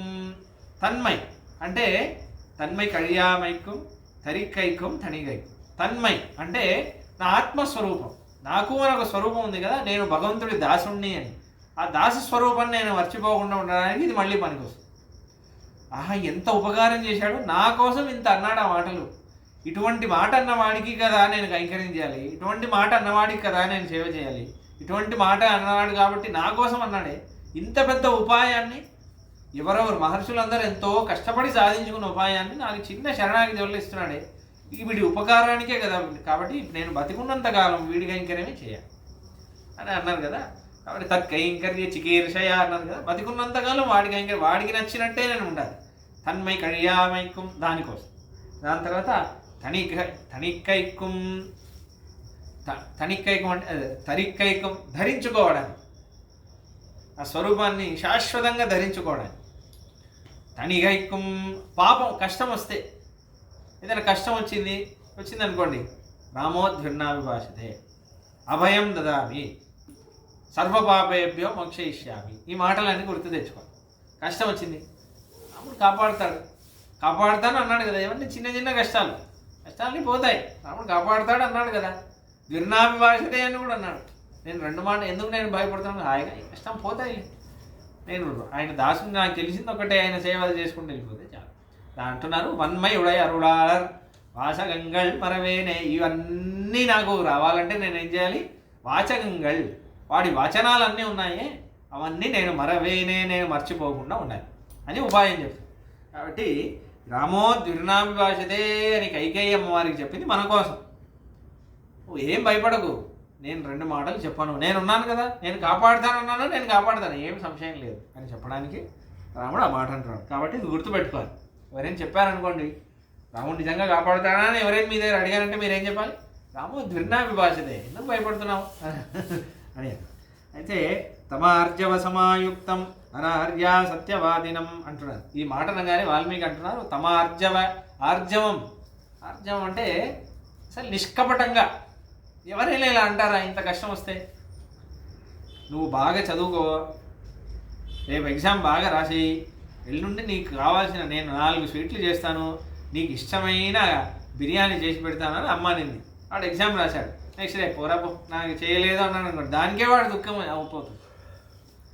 ఇక్కడ నీకు రాజ్యమే లేదు అనబోతుంది. రాముడు అంటున్నాడు ఎందుకు దుఃఖం అమ్మా, రామో ద్విర్నాభి భాషతే, ఎందుకు భయపడుతున్నావు అమ్మా, ధర్మమే ఇష్టం అమ్మా రాముడికి అని అంటున్నాడు. ఉవాచ రామం కైకేయి వచనం వృషధారణం. అలా అనగానే ఇలా అనిందట. ఇంకా అదంతా చెప్పింది. దేవాసుర యుద్ధం, పురా దేవాసురే యుద్ధే, దేవాసుర యుద్ధం అయింది. అప్పుడు నేను మీ నాన్నగారికి బాగా సేవ చేశాను, మీ నాన్నగారు నాకు 2 వరాలు ఇచ్చాడు. ఆ 2 వరాలు నేను ఇప్పుడు అడిగాను. అడిగితే ఏంటంటే, ఒక వరం తత్రమే యాచితో రాజా భరతస్యాభిషేచనం గమనం దండకారణ్యే తవ చాధ్యైవ రాఘవ. ఇవాళే నువ్వు దండకారణ్యం వినడం రెండవది. నేను అడిగిన వరం. మొదటి వరం భరతుడి అభిషేకం, పట్టాభిషేకం. కాబట్టి ఇది సత్యప్రతిజ్ఞత్వం పితరం కర్తుమిచ్చసి. మీ నాన్న సత్యప్రతిజ్ఞుడు, సత్యము యందు నిష్ట కలిగిన వాడు అనేది నువ్వు నెరవేర్చాలి. అది నువ్వు ఇప్పటి వరకు అలానే ఉన్నాడు, ఇక పైన కూడా అలానే ఉండాలి అనేది నువ్వు కొనసాగించాలి. ఆయన కొనసాగించాలంటే ఆత్మానం చ నరశ్రేష్ఠ మమ వాక్యమిదం శృణు. కాబట్టి నేను చెప్పేది విను. సన్నిదేశే పితుష్టిష్ట యథానేన పతిశ్రుతం త్వయారణ్య ప్రవేష్టవ్యం తవ వర్షాణి నవవర్షాణి పంచ చ. కాబట్టి 9 + 5 14 ఏళ్ళు నువ్వేం చేయాలి? రామ దండకారణ్యం వెళ్ళు.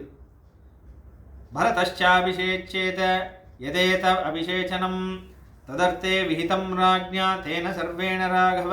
కాబట్టి అయితే నీకోసం ఏదైతే అభిషేక సామాగ్రి ఏర్పాట్లు ఎన్ని చేశాడో అభిషేక సామాగ్రితో అభిషేక ఏర్పాట్లతో భరతుడికి పట్టాభిషేకం అవుతుంది. నువ్వేం చేయాలి? సప్త చ వర్షాణి దండకారణ్యమాశ్రిత అభిషేకమిదం త్యక్త్వా. ఈ అభిషేకం నువ్వు త్యజించాలి, నువ్వు త్యాగం చేసి, ఇది నీకు అక్కర్లేదు. నువ్వేం చేయాలి? వనవాసం వెళ్ళిపోవాలి. ఎన్ని రోజులు? 14 ఏళ్ళు. నువ్వు ఎలా ఉండాలి? ఈ ఆభరణం అంతా వేసుకోకూడదు. జటా చీరధరోభవ, కృష్ణాజనమే వేసుకోవాలి, జటాముది ధరించుకోవాలి. భరత కోసలపతే ప్రశాస్తు వసుధామిమాం. ఈ మొత్తం వసుధ, మొత్తం భూమికి భరతుడు రాజుగా అవ్వాలి. నానారత్న సమాకీర్ణాం సవాజి రథకుంజరాం. గుర్రాలు, ఏనుగులు, రథాలు, బంగారం, రత్నాలు అన్నటికీ అధిపతి భరతుడే. నీకు ఒక్కటి కూడా లేదు. భరతుడు రాజు అవుతే అవన్నీ. నీకు ఒక గ్రామం ఇస్తాను అనొచ్చు కదా, అది కూడా వద్దు. నువ్వు అన్నీ వదిలేసే, అక్కడే వెళ్ళు. ఏ తేన త్వాం నరేంద్రోయం కారుణ్యేన సమాప్లుత శోకై సంక్లిష్టవదనే నశక్నోతి నిరీక్షితం. అయితే ఏతేన త్వాం నరేంద్రోయం, జస్ట్ ఇంతే అని అంటుంది. ఇంతే, చిన్న విషయం ఇది. జస్ట్ నువ్వు వనానికి వెళ్ళాలి, జస్ట్ భరతుడు రాజు అవ్వాలి, అంతే, చిన్న విషయం. ఎంత వదిలేసి నువ్వు జటాముడు వేసుకొని వెళ్ళాలి, ఇంతే, చాలా చిన్న విషయం. దీనికి ఏదో మీ నాన్న ఏదో దిగులు పడుతున్నారు అనేసింది. చూడగా అయితే ఇది చెప్పగానే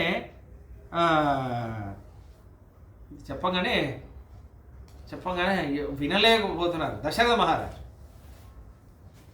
రామా అని ఆయన కలవరిస్తున్నారు. ఏ తత్కురు నరేంద్రస్య వచనం రఘునందన సత్యేన మహతారామ తారయస్వ నరేశవం. కాబట్టి ఇదే మీ నాన్న యొక్క ఆజ్ఞ. ఇది నువ్వు పాటించావంటే మీ నాన్న సత్యసంధుడుగా ఎప్పటికీ నిలిచిపోతాడు. అది నీ చేతిలోనే ఉంది, మరి నువ్వేం చేస్తావు అని అడుగుతుంది. అప్పుడు ఇతీవ తెస్యాం పరుషం త్వదన్యాం. ఇలా పరుషంగా హృదయాన్ని ఖేద పెట్టే మాట. ఏ తప్పు చేయని రాముడికి ఇంత కష్టం. ఏమైనా తప్పు చేశాడు రాముడికి ఎందుకు ఈ కష్టం అంటే, అలా ఉన్న రాముడు నచైవ రామ ప్రవివేశ శోకం అంటున్నారు. ఎంత అందమైన మాటో. శోకము రాముడి ముందు నించుందంట. నించొని శోకం అనుకుంటుందంట. రామ, ఇప్పుడు నీకు బాధ రావాలి, నేను నీ లోపల ప్రవేశిస్తాను అడుగుతుందంట. రాముడు శోకానికి అనుమతే ఇవ్వట్లేదు, ఆనందంగానే ఉన్నాడు రాముడు. శోకం ప్రవేశించాలని శోకమే అనుకుంటున్నా రాముడు అసలు ఆనందంగా ఉన్నాడు. ప్రవివ్యతే చాపి మహానుభావే రాజాన పుత్ర వ్యసనాభితప్త. అలా రాముడు ఆనందంగా ఉన్నాడు. ఇప్పుడు రాముడు మాట్లాడతారు. తదప్రేమమిత్రఘ్నో వచనం మరణోపమం. దీనికంటే చంపేస్తే నయం కదా. దండకారణ్యం ఇప్పుడైతే ఫారెస్ట్లో అది ఇది ఉన్నాయి, అప్పుడు ఏం లేదు. జంతువులు తినేస్తాయి, ఏదేదో బతకాలి. ఏది ప్లస్ మనలాంటి వాళ్ళు కాదు, పుట్టిందే సుఖంతో పుట్టిన వాళ్ళు, మహారాజులు. వాళ్ళ కష్టం అంటేనే ఏంటో తెలియదు, అటువంటి వాళ్ళు. శుత్వాచో న వివ్యతే రామ కైకేయీ చేదమబ్రవీత్. ఇలా కైకేయితో అన్నాడు. ఏమన్నాడు? ఏమస్తు గమిష్యామి వనం వస్తు మహం త్వితః జటాచీరధరో రాజ్ఞ ప్రతిజ్ఞామనుపాలయన్. అమ్మా, ఆమె ఇంతే అనింది కదా, ఇంతేనా అని అంటున్నాడు ఈయన. ఏమంటున్నాడు? అమ్మా అంతేనా, అయితే నేను ఇప్పుడు వెళ్ళిపోతానమ్మా. నాన్న మనసులో ఇది ఉందా? అయ్యో ఏంటి ఇది చిన్న విషయం, నాన్న దీనికోసం దిగులు పడుతున్నారా? ఇప్పుడే నేను జటాముది తెలిస్తే ఇప్పుడే ఇవన్నీ వదిలేస్తాను, ఇవాళే వెళ్ళిపోతానమ్మా వనవాసానికి.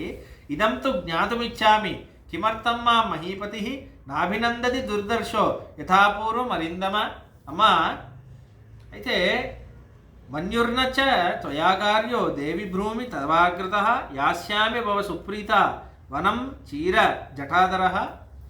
అమ్మా ఇది చిన్న విషయం, ఇది విషయం కాదు, ఇది నేను వెళ్ళిపోతాను, నేను చేసేస్తాను. వెళ్ళే ముందో ప్రశ్న, ఇది ఇది ఇది చెప్పడానికి ఇది ఇది చిన్న విషయం, ఇది నాన్న ఆజ్ఞ, సరే నేను ఎలాగో చేస్తాను.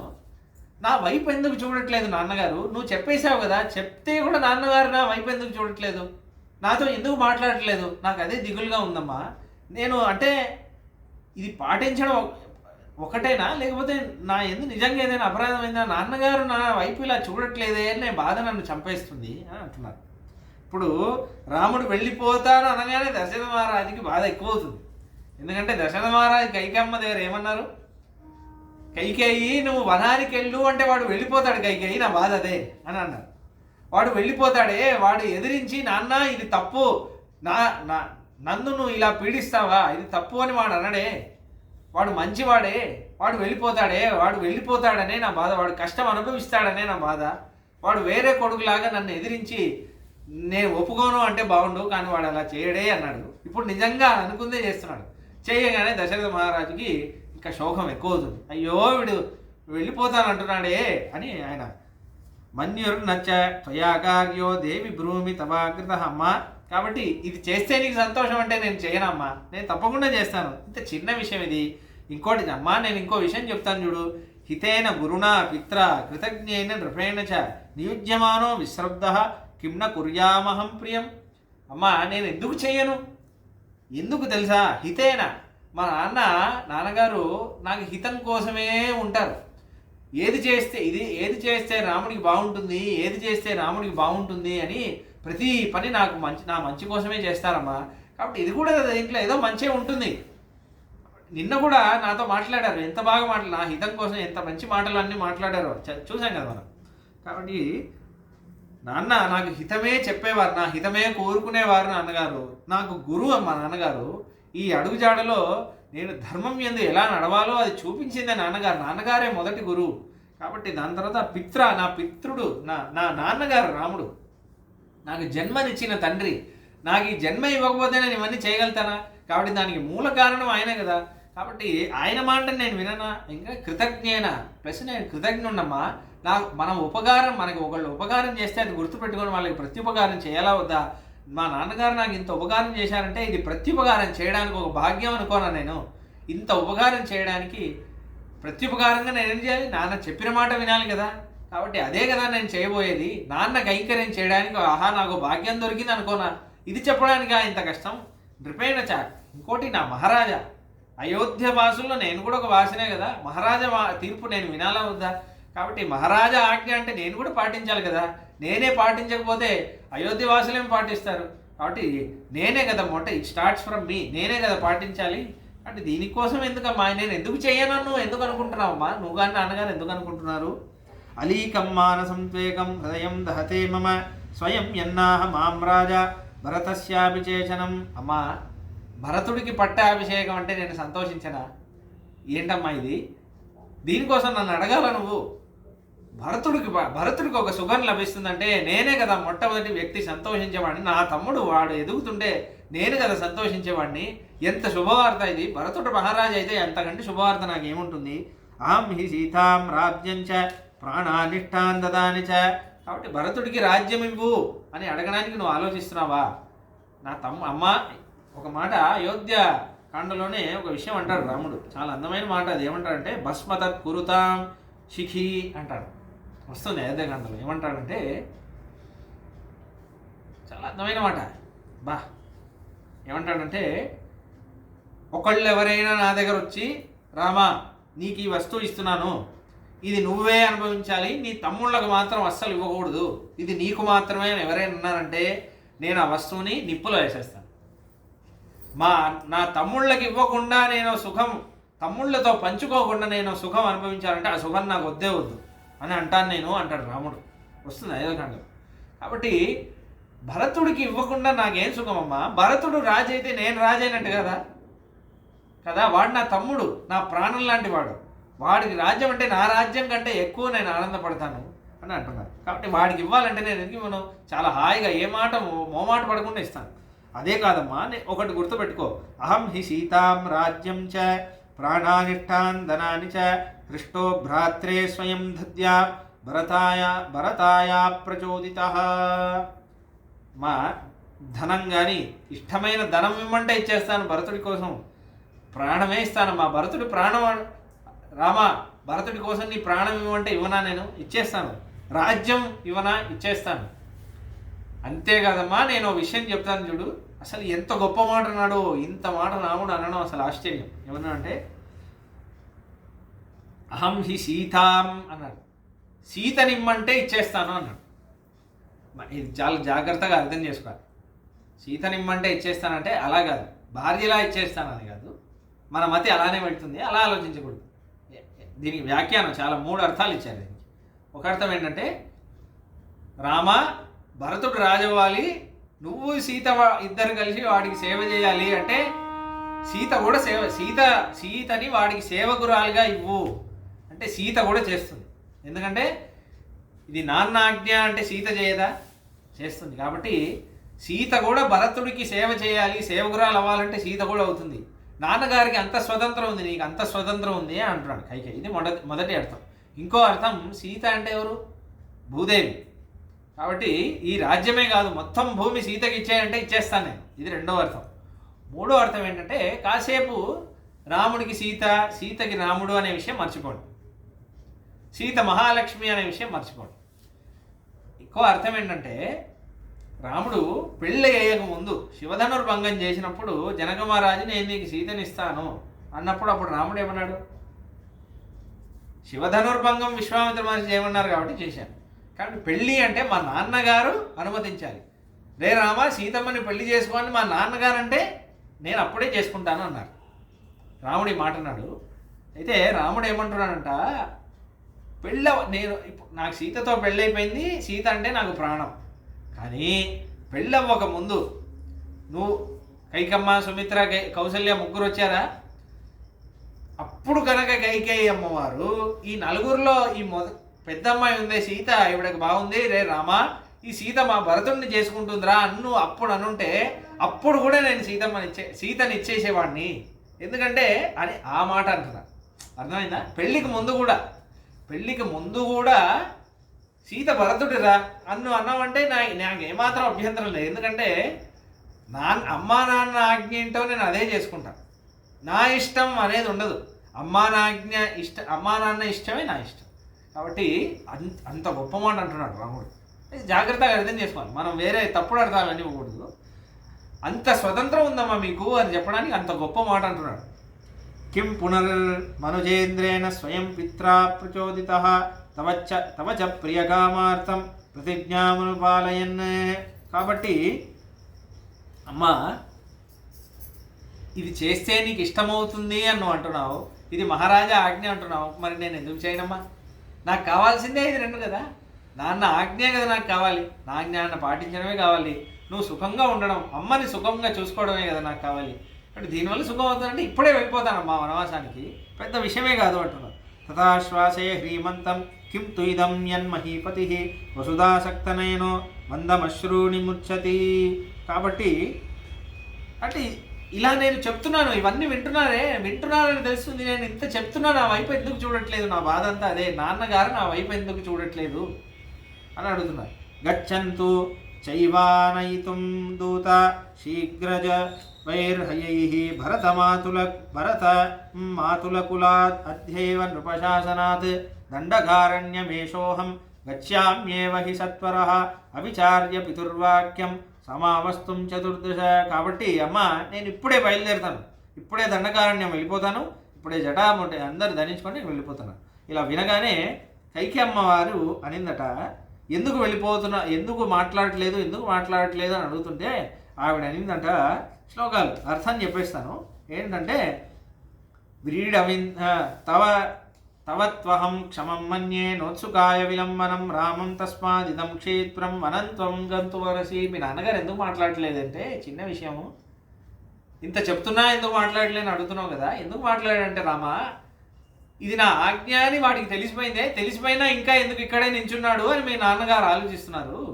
నువ్వు వెళ్ళిపోతే మీ నాన్నగారు ఆనందంగా ఉంటారు. కాబట్టి మీ నాన్నగారు తినాలన్నా పితా తవాన్ నతే రామే స్నాస్యతే భోక్ష్యతే పివా, ఆయన ఆ కోరిక నెరవేరాలని ఉంది కదా, కాబట్టి నువ్వు వెళ్తేనే కదా ఆయన లేస్తారు, నువ్వు వెళ్తేనే కదా ఆయన భోజనం చేస్తారు, నువ్వు వెళ్తేనే ఆయన వేరే పనులన్నీ చూస్తారు, నువ్వు ఉండేంతవరకు ఆయన చేయరు, కాబట్టి నువ్వు వెళ్ళిపోవాలి ముందు అని అంటుంది. అనగానే ఆయన అన్న దిక్ కష్టమితి నిశ్వస్య రాజాశోక పరిప్లుత. ఆయనకి యాంగ్జైటీ అటాక్ వచ్చింది దశరథ మహారాజ్. ఛీ ఇంత కష్టము అని చెప్పి గట్టిగా అరిచారట. అయ్యో చీ అని ఏదో అలా అరిచారు. అరిచేసి ఇలా మూర్ఛపడిపోయారు. మూర్ఛపడితే రాముడు వెంటనే వెళ్ళి లేపుతున్నాడు. లేపి కూర్చోబెట్టి రామోపి ఉత్థాప్య రాజానం కైకేయ్యాభి ప్రచోదిత కషయే వహతో వాజీ వనం గంతు కృతత్వరః తదప్రియ మనార్యాయ వచనం దారుణోదయం శ్రుత్వా గతవ్యతో రామః కైకేయీ వాక్యమబ్రవీత్. రాముడు వెళ్ళి కూర్చోబెట్టాడు. దాని తర్వాత మళ్ళీ రాముడు కైకమ్మతో జవాబు చెప్తున్నాడు. ఇప్పుడు మనకు ఒక ప్రశ్న వస్తుంది. ఇప్పుడు ఇట్లా మీకు ఒక కష్టం వచ్చిందండి జీవితంలో మీకు కష్టం, ఇంకో 10 నిమిషాలు ముగించేస్తాను, అయిపోయింది, సరిగ్గా అయిపోయింది. అయితే మీకు ఇలాంటి కష్టం మీకు వచ్చింది అనుకోండి, మీరేమంటారు? చాలా అన్ఫేర్ ఇది అంటారు కదా. ఎవరో ఇది దానికో నేనెందుకు కష్టం అనుభవించాలి, ఇది చాలా తప్పు కదా, నేనెందుకు కష్టం అనుభవించాలి అని అంటారు. ఇది తప్పు. ఇదే రాముడు చేసిన అనుష్ఠానము ఇప్పుడు ఎవరైనా చేస్తే ఏమంటారు? వీడికి తెలివి లేదు, వీడికి బుద్ధి లేదు, వీడికి అసలు ఏమి తెలియదు, అమాయకుడు వీడు, అందరు చేత మోసపోతాడు, ధర్మం అంటారు, అందరూ వీడిని మోసం చేస్తారు అని అంటారు కదా. అయితే వాళ్ళందరికీ ఇప్పుడు రాముడు చెప్పే శ్లోకం జవాబు ఏమంటున్నాడు? అమ్మా అసలు నువ్వు ఒకటి గుర్తుపెట్టుకోవాలి. నాహమర్థ పరోదేవి లోకమావస్తుముత్సహే విద్ధి మాం ఋషిభిస్తుల్యం విమలం ధర్మమాస్థితం. అమ్మా నువ్వు నాకు రత్నం భరతుడికి ఇచ్చేసి రాజ్యం భరతుడికి ఇచ్చేసి అంటున్నావే, నేను అర్థపరుణ్ణి కాదమ్మా. నాకు అర్థం, నేను ఎన్నో ప్రాపర్టీస్ సంపాదించాలి, ఆస్తులు సంపాదించాలి, ప్రతి ఊర్లో నాకు భూమి ఉండాలి, నాకు 4 ఫ్లాట్లు ఉండాలి, ఎన్ని నగలు ఉండాలి, నాకు ఈ అర్థం మీద ఆశ లేదమ్మా. నేను అర్థపరుణ్ణి కాదమ్మా. ఈ అర్థం అనేది నాకు ఆశ లేదు, దీని మీద నాకు రుచే లేదు. నాకు దేని మీద రుచి తెలుసా? ధర్మమాస్థితం. నాకు ధర్మం మీదే రుచమ్మా. నేను ధర్మాన్ని పట్టుకుంటాను. నాన్న వాక్యం ధర్మం, అమ్మకి ఇష్టమైంది చేయడం ధర్మం. నాకు ధర్మమే కావాలమ్మా. ధర్మమే మన తోడుంటుంది, అర్థం మన తోడు ఉండదు. కాబట్టి నాకు అదే ధనం. ఇదే జవాబు. కాబట్టి మీరు రాముడిలా ఉన్నారనుకోండి, అందరు మిమ్మల్ని అమాయకుడు, వీడికి తెలివి లేదు, అందరు ఇలానే అంటారు. ఎందుకంటే వాళ్ళకి ధర్మం మీద నిష్ఠ లేదు. వాళ్ళకి ఎంతసేపు డబ్బులు సంపాదించాలి, ఇదే లౌకిక సుఖాలు అనుభవించాలనే దాని మీద ఉంది కాబట్టి వాళ్ళు అలానే అంటారు. ఇప్పుడు పిచ్చోడు అందరు వీడు ధర్మం అంటారు కదా, అందరు వీడిని మోసం చేస్తారు అంటారు. కానీ చివరికి సుఖంగా ఉండేది వాడే. వీడు డబ్బులు అని డబ్బుల వెనకాల పడి మోరల్స్ వదిలేస్తారు, చాలా కష్టం అనుభవిస్తారు, ప్రాణం పోతే బాగుండు అన్నంత కష్టం వచ్చేస్తుంది. కానీ వీడందరికీ ధర్మాన్ని పట్టుకొని అందరికీ సేవ చేసి అందరి చేత వీడు గొప్ప ఎప్పటికీ చిరకాలం నిలిచిపోతాడు. వీడు శ్రీవైకుంఠానికి ముక్త దశలో శ్రీవైకుంఠానికి వెళ్తే వీడిని ఆలింగనం చేసుకోవడం కోసం భగవంతుడు వెయిట్ చేస్తూ ఉంటాడు. నాకు నిజమైన భక్తుడు కృష్ణుడు అంటాడు భగవద్గీతలో, ప్రియోహి జ్ఞానినోత్యర్థం అహం సచ మమ ప్రియ అంటాడు. ఈ జ్ఞాని ఉన్నాడే, ధర్మం మీదే వాడికి నిష్ట ఉందే, వాడికి నేనంటే ఇష్టం, అందుకే వాడికి ధర్మం మీద పడుతుంది. ఇంకోటి, నాకు వాడంటేనే ఇష్టం. అహం సచ మమ ప్రియ, వాడు నాకు చాలా ఇష్టం అంటారు. కాబట్టి వాడు వస్తే అమ్మయ్య నువ్వు నా దగ్గరకు వచ్చావా, నువ్వు రావడం వల్లే నాకు సుఖం, నువ్వు ఎప్పుడెప్పుడు నా దగ్గర వస్తావని నేను ఎదురు చూస్తున్నాను అనుకుంటాడంట భగవంతుడు. కాబట్టి అంటున్నాడు, విద్ధి మాం ఋషిభిస్థుల్యం. అమ్మా నన్ను నువ్వు ఎలా చూడాలి తెలుసా? ఋషుల్ని ఎలా చూస్తావు అలా చూడాలమ్మా నువ్వు. వశిష్ఠ మహర్షి ఎలా ఉన్నారు? ఆయనకి ఏదైనా రాజ్యం మీద ఆశ ఉందా? ఆయన ఎందుకు చేస్తున్నారు? 50 మహారాజులకు ఆయనకి రాజగురువులా ఉన్నారే, ఆయన రాజగురు తలుచుకుంటే ఎంత ఆనందంగా ఉండొచ్చు, ఎన్ని ధన భోగ్యాలను ఆయన ఎలా ఉన్నారు. కానీ ఆయనకున్నంత ఖ్యాతి ఎవరికి ఉంది? మొత్తం రాజ్యంలో ఆయనదే కదా. ఇది ఆయన బ్రహ్మ ఋషి అంటున్నారే, నేను అట్లాంటి వాడినమ్మా. నన్ను ఒక మహర్షి ఎలా ఉన్నాను, నేను అలా అవ్వాలనుకుంటున్నాను. నాకు ధర్మమే అమ్మా, నా నిధి, నా ఐశ్వర్యం ధర్మం. కాబట్టి నువ్వు ఇదన్నీ నా ఆలోచించకూడదు, నేను ఇవ్వమంటే ఇచ్చేస్తాను, ఇవన్నీ చిన్న విషయాలమ్మా కాబట్టి అంటున్నారు. ఎత్తత్ర భవతి కించిత్ వక్యం కర్తుం ప్రియం మమ మయా ప్రాణానపి పరిత్యజ్య సర్వదా కృతమేవ తత్ నహ్యతో ధర్మచరణం కించిదస్తి మహత్తరం యథా పితరి శుశ్రూష తస్య వా వచన క్రియా. అమ్మా నీకోటి చెప్తాను విను. యథా పితరి శుశ్రూష తస్య వా వచన క్రియా. అమ్మా నాన్నకి సేవ చేయడంలో అతి గొప్ప సేవ ఏంటో తెలుసా అమ్మా? నాన్న మాట వినడం. ఒకడు నాన్న సేవ చేస్తాను, నాకు నాన్నంటే ఇష్టం అంటాడు, కానీ నాన్న చెప్పింది వినడు. వాడిని చూసి నాన్న ఎలా సంతోషిస్తాడు? నాన్నకి ఇష్టమైంది చేయడమే కదా నాన్నకి అతి గొప్ప సేవ. కాబట్టి యథా పితరి శుశ్రూష, నాన్నకి సేవ చేయడం ఎట్లాంటిదో దానికి సమమైనది నాన్న చెప్పింది వినడం. నాన్న దగ్గర ఉంటే నాన్న సేవ చేస్తాం, నాన్నకి దూరంగా ఉంటే ఏం చేయాలి? నాన్న చెప్పింది విని నాన్నకి ఎలా బతికితే ఇష్టమో అలా మనం బతకాలి. కాబట్టి నాన్నకి ఏది ఇష్టమో ఆ సేవ చేయాలి, నాన్నకి ఏది ఇష్టమో అదే చేయాలి. నాన్నకి కుడికాళ్ళలో నొప్పేస్తుంది, నాన్న నా కుడికాళ్ళు ఒత్తరా, నాకు కొంచెం నొప్పేస్తుంది అన్నప్పుడు, లేదు నేను ఎడమకాలే ఒత్తుతాను అన్న కూడా అన్నాడు అనుకోండి, వాడిని ఏమంటారు? అలానే మనకి నాన్న ఎవరండి? భగవంతుడు. కృష్ణుడు మనకి భగవద్గీతలో ఇది చేయి సంధ్యావందనం చేయి, ఇది చేయి అని కాదు. నాకు కృష్ణుడు అంటే ఇష్టం, కానీ నాకు ఇదే కంఫర్టబుల్గా ఉంది, నేను జపమే చేస్తాను, నాకు ఇదే అని స్వధర్మం వదిలేశాడు ఒకడు. నీ స్వధర్మం ఇది, నీ వర్ణాశ్రమ ధర్మం ఇది, నువ్వు ఇదే చేయాలి. స్వధర్మే నిధనం శ్రేయ అన్నాడు కృష్ణుడు. నీ స్వధర్మం చేస్తూ నువ్వు చచ్చిపోతున్నా సరే, నా దృష్టిలో నువ్వు గొప్పవాడి. కానీ నీకు వేరే వాళ్ళకి చెప్పిన ధర్మం నువ్వు తీసుకున్నావంటే నువ్వు దానిలో ఎంత గొప్పగా రాణించినా నువ్వు అంటే నాకు ఇష్టం ఉండదు అని అంటాడు కృష్ణుడు.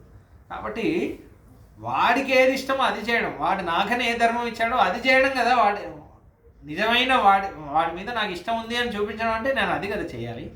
కాబట్టి యథాపితరి శుశ్రూష తస్యవా వచనక్రియ. కాబట్టి నాన్న సేవ అంటే ఏంటంటే నాన్న చెప్పింది వినడం. నాన్న అడవికి వెళ్ళంటే వెళ్ళను, కానీ నేను నీ సేవ చేస్తాను అంటే అది ఏం సేవ అవుతుందమ్మా? కాబట్టి నాన్న అడవికి వెళ్ళమన్నారు, వెళ్ళడమే నాన్నకి చేసే సేవ. కాబట్టి నేను వెళ్ళిపోతానమ్మా, ఇది చాలా హాయి, నేను ఆనందంగా చేస్తాను. ఇది రాజ్యం కూడా ఎందుకు నాన్న చెప్పారు, నాన్న ఆజ్ఞ కాబట్టి నేను రాజ్యం వెళ్ళుకుంటాను అన్నారు. ఇప్పుడు అడవికి వెళ్ళని ఎవరు అంటున్నారు? అదే నాన్న అంటున్నాను కదా. కాబట్టి అది నాన్న ఆజ్ఞ కాబట్టి చేశాను, ఇది నాన్న ఆజ్ఞ కాబట్టి చేశాను, కాబట్టి నాకు ఏమాత్రం మార్పు లేదమ్మా, నేను ఆనందంగా వెళ్ళిపోతాను అన్నారు. దాని తర్వాత అన్నాడు ఒక మాట, అమ్మ ఇదంతా సరే, కానీ ననో నమ్మై కైకేయి కించిదా సంశసే గుణాన్ యత్ రాజానం మవోచస్త్వం మమేశ్వర తరాసతి. నాకు 2 విషయాలు దుఃఖంగా ఉన్నాయమ్మా, అది నీతో చెప్తాను. ఏంటంటే రామా వనవాసం వెళ్ళు అని నాన్న నాతో చెప్పట్లేదు, నువ్వు చెప్పాల్సి వస్తుంది, అదొకటి. ఇంకోటి, రే మీ నాన్న వనవాసం వెళ్ళమంటున్నారా అని నువ్వు చెప్తున్నావు. అమ్మా నాన్న నాతో డైరెక్ట్గా అరే నువ్వు వనవాసం వెళ్ళు అని చెప్తే అయిపోతుంది. నువ్వు కూడా నాన్న చెప్పాడని ఎందుకు చెప్తున్నావు? నువ్వు చెప్తే విననా? నాన్న చెప్పాడు, నువ్వు దీనికోసం నువ్వు వరం అడగాల, 2 వరాలు అడగాల. నువ్వు నాన్న ఎప్పుడో వరం ఇచ్చాడో వరంను అడగాల. నువ్వు ఊరికే రే ఇది నా ఆజ్ఞరా, నువ్వు వనవాసానికి వెళ్ళరా నువ్వు చెప్తే నీ మాట వినరా? నువ్వు నాకు అమ్మవు కాదా? నీ మాట నేను విననా అమ్మా? కాబట్టి నాకు ఒకటి అర్థమైందమ్మా. ఏమర్థమైందంటే నువ్వు నాన్న ఇద్దరు మనసులో ఏమనుకుంటున్నారంటే రాముడు గుణవంతుడు కాదు అనే మీరు అనుకుంటున్నారు, రాముడు చెప్పిన మాట వినడు అని మీరు అనుకుంటున్నారు. అంటే అమ్మా నాన్నకి సంతోష పెట్టేటట్టు నేను లేను, నేను ఇంత ధర్మం చేస్తున్నాను, నేను ఏదో ధర్మం బాగా చేస్తున్నాను అనుకున్నాను, కానీ అమ్మా నాన్నకి ఇష్టమయ్యేటట్టు నేను లేను అని ఇప్పుడు నాకు అర్థమవుతుందమ్మా. నాన్నకి నిజంగా నా మీద ఇష్టం ఉంటే అనరా? ఎందుకు ఈ మొహమాటం ఎందుకు? నేను నిజంగా నువ్వు నా ఎందు ఇష్టపడేటట్టు నా స్వభావం ఉంటే నువ్వు నన్ను డైరెక్ట్గా అనవా. కాబట్టి దోషం నా దగ్గరే ఉంది, నా దగ్గర దోషం ఉంది. కాబట్టి మీ దృష్టిలో నేను అంత గుణవంతుడిగా కనిపించట్లేదు కదా, అందుకే మీరు ఇంత ఆలోచిస్తున్నారు అని రాముడు అంటాడు. ఇంకా నేను సరిగ్గా సేవ చేయలేదు, నీ సేవ నేను సరిగ్గా చేయలేదు అని నాకు అర్థమవుతుంది. నేను సరిగ్గా చేసుంటే నువ్వు ఇంత ఆలోచిస్తావా?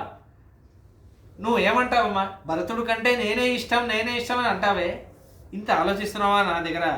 ఎందుకమ్మా? నేనే అంత స్వేచ్ఛ నీకు లేదా? నువ్వు చెప్తే నేను వెళ్ళనమ్మా అని అంటున్నాడు. భరత పాలయేద్రాజ్యం శుశ్రూషేచ్చ పితేర్యథ తథా భవత్యా కర్తవ్యం సహి ధర్మ సనాతన. కానీ రాముడి స్వభావం ఏంటంటే ధర్మాన్ని గుర్తు చేస్తాడు. చాలా మెల్లగా చాలా అందంగా చెప్తాడు. ప్రతి వాళ్ళకి వాళ్ళ ధర్మాన్ని గుర్తు చేస్తాడు. వెళ్ళే ముందు ఒక అందంగా ఒక మాట అంటున్నాడు, అమ్మా భరతుడు తప్పకుండా రాజ్యం పాలించాలి, కానీ రాజ్యంతో పాటు శుశ్రూషేచ్ఛ పితుర్యత, వాడు నాన్నగారికి సేవ చేయాలమ్మా. నాన్నగారి సేవ, రాజ్యం చూసుకోవడం ఎంత ముఖ్యమో దశరథ మహారాజా ఆయన సేవ చేయడం అంత ముఖ్యం. కాబట్టి అమ్మా తథా భవత్యా కర్తవ్యం, నువ్వు అమ్మలాగా వాడికి అమ్మలాగా ఇవి రెండూ వాడు చేసేలా చూడడం నీ బాధ్యత అమ్మా. అమ్మలా నీ బాధ్యత. ఎందుకంటే ఏష ధర్మ సహి ధర్మ సనాతన, ఇదే అమ్మా సనాతన ధర్మం. ఒక కొడుకు వాడి ధర్మాన్ని నాన్నకి సేవ చేసేటట్టు ఒక అమ్మ చూడడం అమ్మ యొక్క ధర్మం. ఇదే సనాతన ధర్మం. ఇది కొత్తగా వచ్చిన ధర్మం కాదు, అనాది కాలంగా ఒక అమ్మ యొక్క ధర్మం ఇదే. నాన్నగారి యందు వాడి సేవా భావన ఉండాలి, వాడి ధర్మం యందు వాడి బాధ్యతల యందు వాడికి సేవా భావన ఉండాలి. అలా చూడడం ఒక అమ్మ యొక్క కర్తవ్యం. కాబట్టి నీ కర్తవ్యం అదమ్మా. కాబట్టి ఈ ధర్మాన్ని నువ్వు తప్పకుండా నువ్వు చేయాలమ్మా, ఇది ధర్మం, కాబట్టి ఇది నా కోరిక అంటున్నారు. దాని తర్వాత రామస్యతో వచశ్రుత్వా వృషం దుఃఖగతపిత శోకాదశక్నువన్ వక్తుం ప్రరోగాత్ మహాస్వనం వందిత్వా చరణూరాజ్ఞో విసంజ్ఞస్య పితుస్తత కైకేయ్యాశ్చాపి అనార్యాయ నిష్పపాత మహాద్యుతి. అలా చెప్పాడు ఇద్దరికి, దశరథ మహారాజుకి కైకేయికి మళ్ళీ ప్రణామం చేశాడు. దశరథ మహారాజు మళ్ళీ మూర్ఛపోయి ఉన్నాడు కదా, మళ్ళీ సెన్సెస్లోకి వచ్చేసరికి రాముడు లేడు, వెళ్ళిపోయాడు. వెంటనే ఒక్క క్షణంలో బయలుదేరిపోయాడు రాముడు, ఇంకా ఆలోచన లేదు. సరామం పితరం కృత్వా కైకేయ్యాచ ప్రదక్షిణం, మొక్కి ప్రదక్షిణం చేస్తున్నాడు.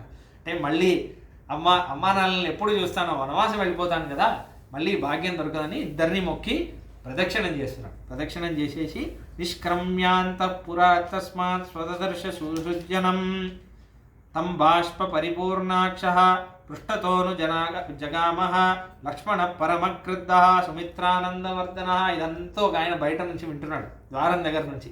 లక్ష్మణుడు విని విని విక్కి విక్కి ఇలా ఏడుస్తున్నాడంట. రాముడికి ఇంత కష్టం వచ్చిందే, రాముడు ఇవన్నీ మాట్లాడుతుంటే ఏడుస్తున్నాడు. మా అన్నయ్య ఇంత కష్టం వచ్చిందే, అన్నయ్య ఎలా మాట్లాడుతున్నాడు అని లోపల కోపం వస్తుంది. మా అన్నయ్యకి ఇంత అన్యాయం చేస్తారా మీరు అనే కోపం వస్తుంది, కానీ విక్కి విక్కి ఏడుస్తున్నాడు లక్ష్మణుడు లోపల. అయితే ఎలా బయలుదేరుతుంటే బయట అక్కడ పట్టాభిషేకానికి ఇంకో గదిలో పట్టాభిషేకానికి భాండాలన్నీ ఉంటాయి కదా, సామాగ్రి అంతా. ఆభిషేచనికం భాండం కృత్వా రామ ప్రదక్షిణం శరీర్జగామ సాపక్షో దృష్టిం తత్ర విచాలయన్. ఆ నదీ జలాలు అన్నీ తెప్పించారు కదా వశిష్ఠ మహర్షి, అన్నిటికీ ప్రదక్షిణం చేస్తున్నాడు రాముడు. ప్రదక్షిణం చేస్తున్నాడు. ఎందుకు ప్రదక్షిణం చేస్తున్నాడు? 2 కారణాలు. అంటే భరతుడికి పట్టాభిషేకం అయిపోతుంది కదా, నా తమ్ముడు భరతుడికి పట్టాభిషేకం వల్ల ఒకటి. ఇంకోటి ఏంటంటే రామ పాదుకకి పట్టాభిషేకం. ఎంత భాగ్యం ఇది, నాకంటే ముందు పాదుకా పట్టాభిషేకం అవుతుంది. కాబట్టి పాదుకా పట్టాభిషేకం అంటే ఇంకా దివ్యమైనది కదా, కాబట్టి ఇవన్నీ చాలా భాగ్యం పొందే సామాగ్రులు ఇవన్నీ. కాబట్టి ఇవన్నిటికీ ఒక ప్రదక్షిణం చేయాలి అని రాముడు చేస్తున్నాడు. దాని తర్వాత నచాస్య మహతీం లక్ష్మీం రాజ్యనాశోపకర్షది లోకకాంతస్య కాంతత్వాత్ చీతరశ్మేరివక్షయః. అయితే వాల్మీకి మహర్షి అంటున్నారు, రాముడు ప్రవేశించేటప్పుడు ముఖంలో ఎంత కాంతుందో, ఎంత ప్రసన్నంగా ఉన్నాడో అంతే ప్రసన్నతతో వస్తున్నాడు. ఒక్క పిసరంతా కూడా దుఃఖం లేదు, ముఖంలో కనిపించట్లేదు. ముఖంలోనే కాదు, అసలు హృదయంలోనే లేదు. రాముడికి హృదయంలో కూడా దుఃఖం లేదు, అంత ప్రసన్నంగా ఉన్నాడు. ఎందుకంటే రాముడి చింత ధర్మం ఎందు ఉంది. మనకి అర్థం మీద చింత ఉంటేనే దుఃఖం వస్తుంది. ఈ మెటీరియలిస్టిక్ థింగ్స్ మీద, మనకి లౌకికమైన వస్తువుల మీద చింత ఉంటేనే దుఃఖం వస్తుంది. సెల్ ఫోన్ పోయింది, ఊరికే మనకి దుఃఖం. ఆ సెల్ ఫోన్ మీద మనకి అంత అటాచ్మెంట్ కాబట్టి. మనకి ధర్మం మీద అటాచ్మెంట్ ఉంటే ఇదంతా సరే, అదే ఇంకోటి కొనుక్కున్నా ఏంటి, సెల్ ఫోన్ యొక్క పర్పస్ ఏంటి, ఇది దాని మీద అలా మనకు ఒక బట్టల మీద దాని మీద దీని మీద వ్యామోహం ఉండకూడదు. ఒక నగ మీద దాని మీద దీని మీద, ధర్మం మీద. నేను ధర్మం కోల్పోతే అప్పుడు రాముడికి చింత. ఇవన్నీ కోల్పోతే ఒకళ్ళకి ఇచ్చేయంటే ఏం పర్లేదు.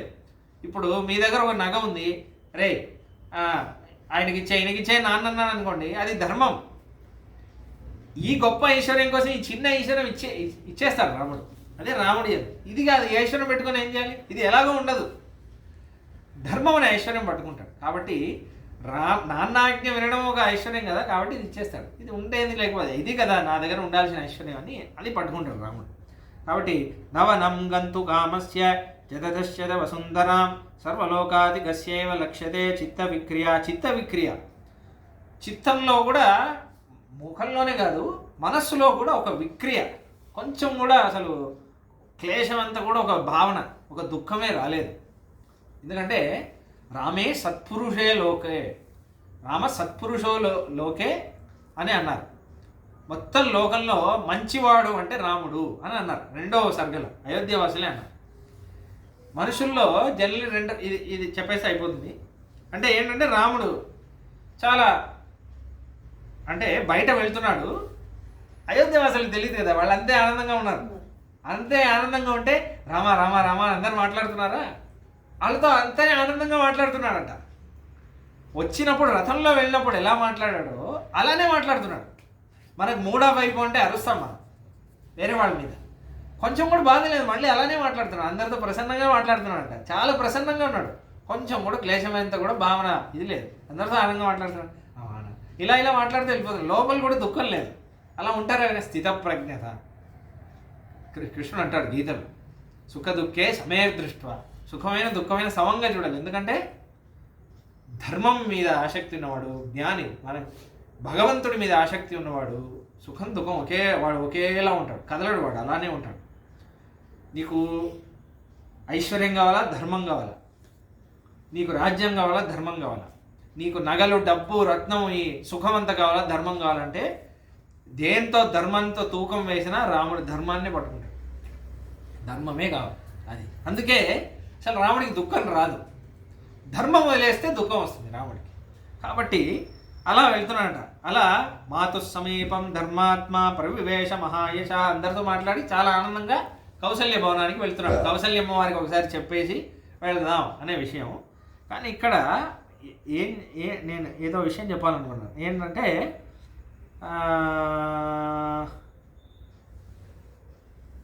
ఏదో చెప్పాలనుకున్నాను. నవనం గంతు కామ చరితం చరితశ్చ వసుంధరాం సర్వ రామే సత్పురుషే లోకే, రాముడు మంచివాడు. ఇదొక విషయం మీరు గుర్తుపెట్టుకోవాలి. మనకి జీవితంలో ఎలా ఎదగాలి అనడానికి మనకి పనికి వస్తుంది. జీవితంలో మన అభిప్రాయంలో ఏంటంటే మంచివాళ్ళు చెడ్డవాళ్ళు అని ఇద్దరు ఉంటారు. మనం మనుషులు అలానే చూస్తాం, మంచివాళ్ళు చెడ్డవాళ్ళు. మంచి పని చేసేవాళ్ళు మంచివాళ్ళు, చెడ్డ పని చేసేవాళ్ళు చెడ్డ. అంటే మనకి ఇష్టమైన పని ఒకళ్ళు చేస్తున్నారు అంటే ధార్మికమైన పని చేసేవాళ్ళు మంచివాళ్ళు, అధార్మికమైన పని ఒకళ్ళని హింసించడం, అది చేయడం ఇది చేయడం ఇట్లాంటి వాళ్ళు చేసేవాళ్ళు చెడ్డవాళ్ళు. కానీ మనకి 3 ఉన్నాయి, మనస వాచ కర్మ అని 3. అంటే మనస్సుతో చేయడం, మనస్సుతో ఆలోచించడం, నోటితో మాట్లాడడం, యాక్షన్తో చేయడం. అలా చూస్తే మనకి చాలా 4 రకమైన మనుషులు ఉండాలి. మన 4 రకమైన మనుషుల్లో చూసుకోవాలి.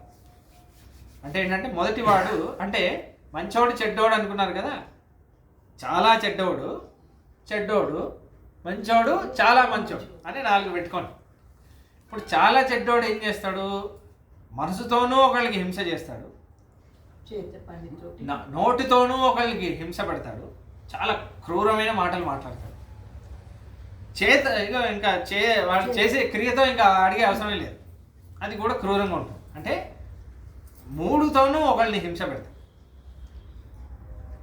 ఇది చాలా చెడ్డోడు. కొంచెం చెడ్డోడు, నార్మల్ చెడ్డోడు వాడు ఎలాంటి వాడంటే మనసుతో హింస పెట్టడు, నోటితో అంటే కాదు క్రియతో హింస పెట్టడు, కానీ నోటితో బూతులు హింస కఠోరమైన మాటలు మాట్లాడతాడు. వాడు మాట్లాడితేనే చచ్చిపోవాలనిపిస్తుంది, అలా మాట్లాడతాడు. ఇంకా మనసులో అడిగే అవసరం లేదు, మనసులో అలా ఉంటేనే కదా నోటితో వస్తుంది. ఇది చెడ్డవాడు.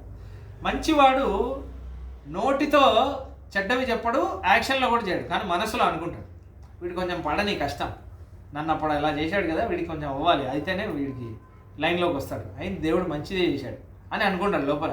కానీ అయ్యో మీకు ఎంత కష్టం వచ్చిందే అని అంటాడు లోపల. మనం అలానే హిపోక్రిట్స్, మనం అలానే ఉంటాం, లోపల ఒకటి బయట ఒకటి.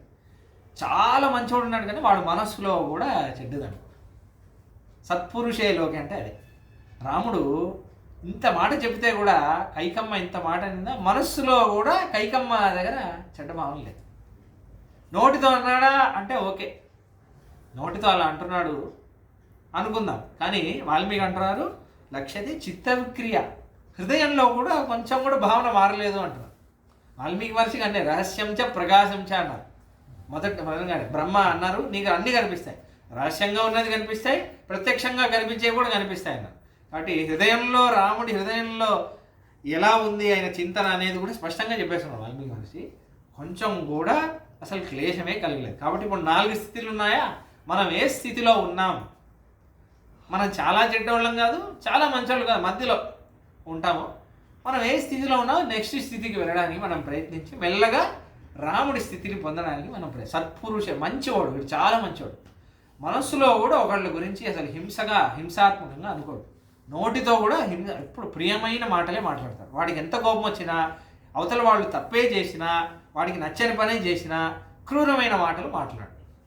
మనం ప్రయత్నించాలి, కొంచెం కష్టం, అందరికీ రాదు. మనం కూడా అందరం క్రూరమైన మాటలు మాట్లాడేస్తూ ఉంటాం ఒక్కొక్కసారి. అంటే వీడికి కొంచెం కష్టం అనుభవించాలి, ఇలా అనుభవిస్తే వీడికి కొంచెం కష్టం రావాలి అని తెలిసే మనం క్రూరమైన మాటలు మాట్లాడుతూ ఉంటాం. అవన్నీ చేయకుండా, మనసులో కూడా అనుకోకుండా, చేతల్లో కూడా చేయకుండా, కొట్టడం తిట్టడం, మనకి ఏమైనా అంటే నూకేస్తాం, కింద పడేస్తాం, కాలుతో ఉంటాం, అలాంటి ఏదో చేస్తాం, లేకపోతే వాళ్ళకి ఏదో ద్రోహం చేయడానికి మనం ఏదో చేస్తాం. మనసులో కొంచెం క్రూరత్వం ఉంటేనే ఇవన్నీ చేస్తాం. కాబట్టి మనసులో అంత క్రౌర్యమే లేకుండా మనస్సులో కూడా రాముడు అనుకోడు. అందుకే రాముడు సత్పురుషే లోకే, రాముడు ఒక్కడే మంచివాడు. రాముడి తర్వాత ఎవడైనా మంచోళ్ళ ఉంటే రాముడిలా ఉన్నాడనే చెప్పాలి. రాముడిలో కొంచెం మంచి గుణం వస్తే కొంచెం రాముడిలా ఉన్నాడు అని చెప్పాలి. కాబట్టి మంచివాడు అంటే రాముడితో కంపారిజన్ చేయాలి. రాముడితో కంపేర్ చేస్తే వీడు ఎంత మంచిగా ఉన్నాడో వాడు అంత మంచివాడు. కాబట్టి రాముడే మంచోడు, చాలా మంచోడు. మనస్సులో కూడా ఒకళ్ళ గురించి తప్పుగా అనుకోడు, ఒకళ్ళకి చెడ్డగా భావనే ఉండదు. అదే రాముడు. ఎటువంటి రాముడు ఇప్పుడు కౌసల్య భవనానికి వెళ్తున్నాడు. ఆ విషయాన్ని ఇప్పుడు కౌసల్య రాముల సంభాషణ అది ఇంకా ఆశ్చర్యంగా ఉంటుంది. అది వచ్చే ఎపిసోడ్లో చూడాలి. మంగళం కౌసలేంద్రాయ మహనీయ గుణాబ్దే చక్రవర్తి తనూజాయ సార్వభౌమాయ మంగళం. యవమేతత్ పురావృత్తం ఆఖ్యానం భద్రమస్తు. ప్రవ్యాహృత విశ్రబ్దం బలం విష్ణో ప్రవర్ధతాం. లాభస్తేషాం జయస్తేషాం కుతస్తేషాం పరాభవః. యశామిందే వరశ్యామో హృదయేషు ప్రతిష్ఠితః. కాలే వర్షతు పర్జన్యః పృథివీ సస్యశాలిని. దేశోऽयं క్షోభరహితో బ్రాహ్మణాः సन्तు నిర్భయాः. కావేరీ వర్ధతాం కాలే కాలే వర్షతు వాసవః. శ్రీరంగనాథో జయతు శ్రీరంగశ్రేష్ఠ వర్ధతాం. కవితార్కిక సింహాయ కళ్యాణ గుణశాలినే శ్రీమతే వెంకటేశాయ వేదాంత గురవే నమః. స్వస్తి ప్రజాభ్య పరిపాలయంతాం న్యాయేన మార్గేణ మహిమహీషాః. గోబ్రాహ్మణేభ్యः శుభమస్తు నిత్యం. లోకాः సమస్తాः సుఖినో భవంతు. జై శ్రీరామ్. జై శ్రీరామ్.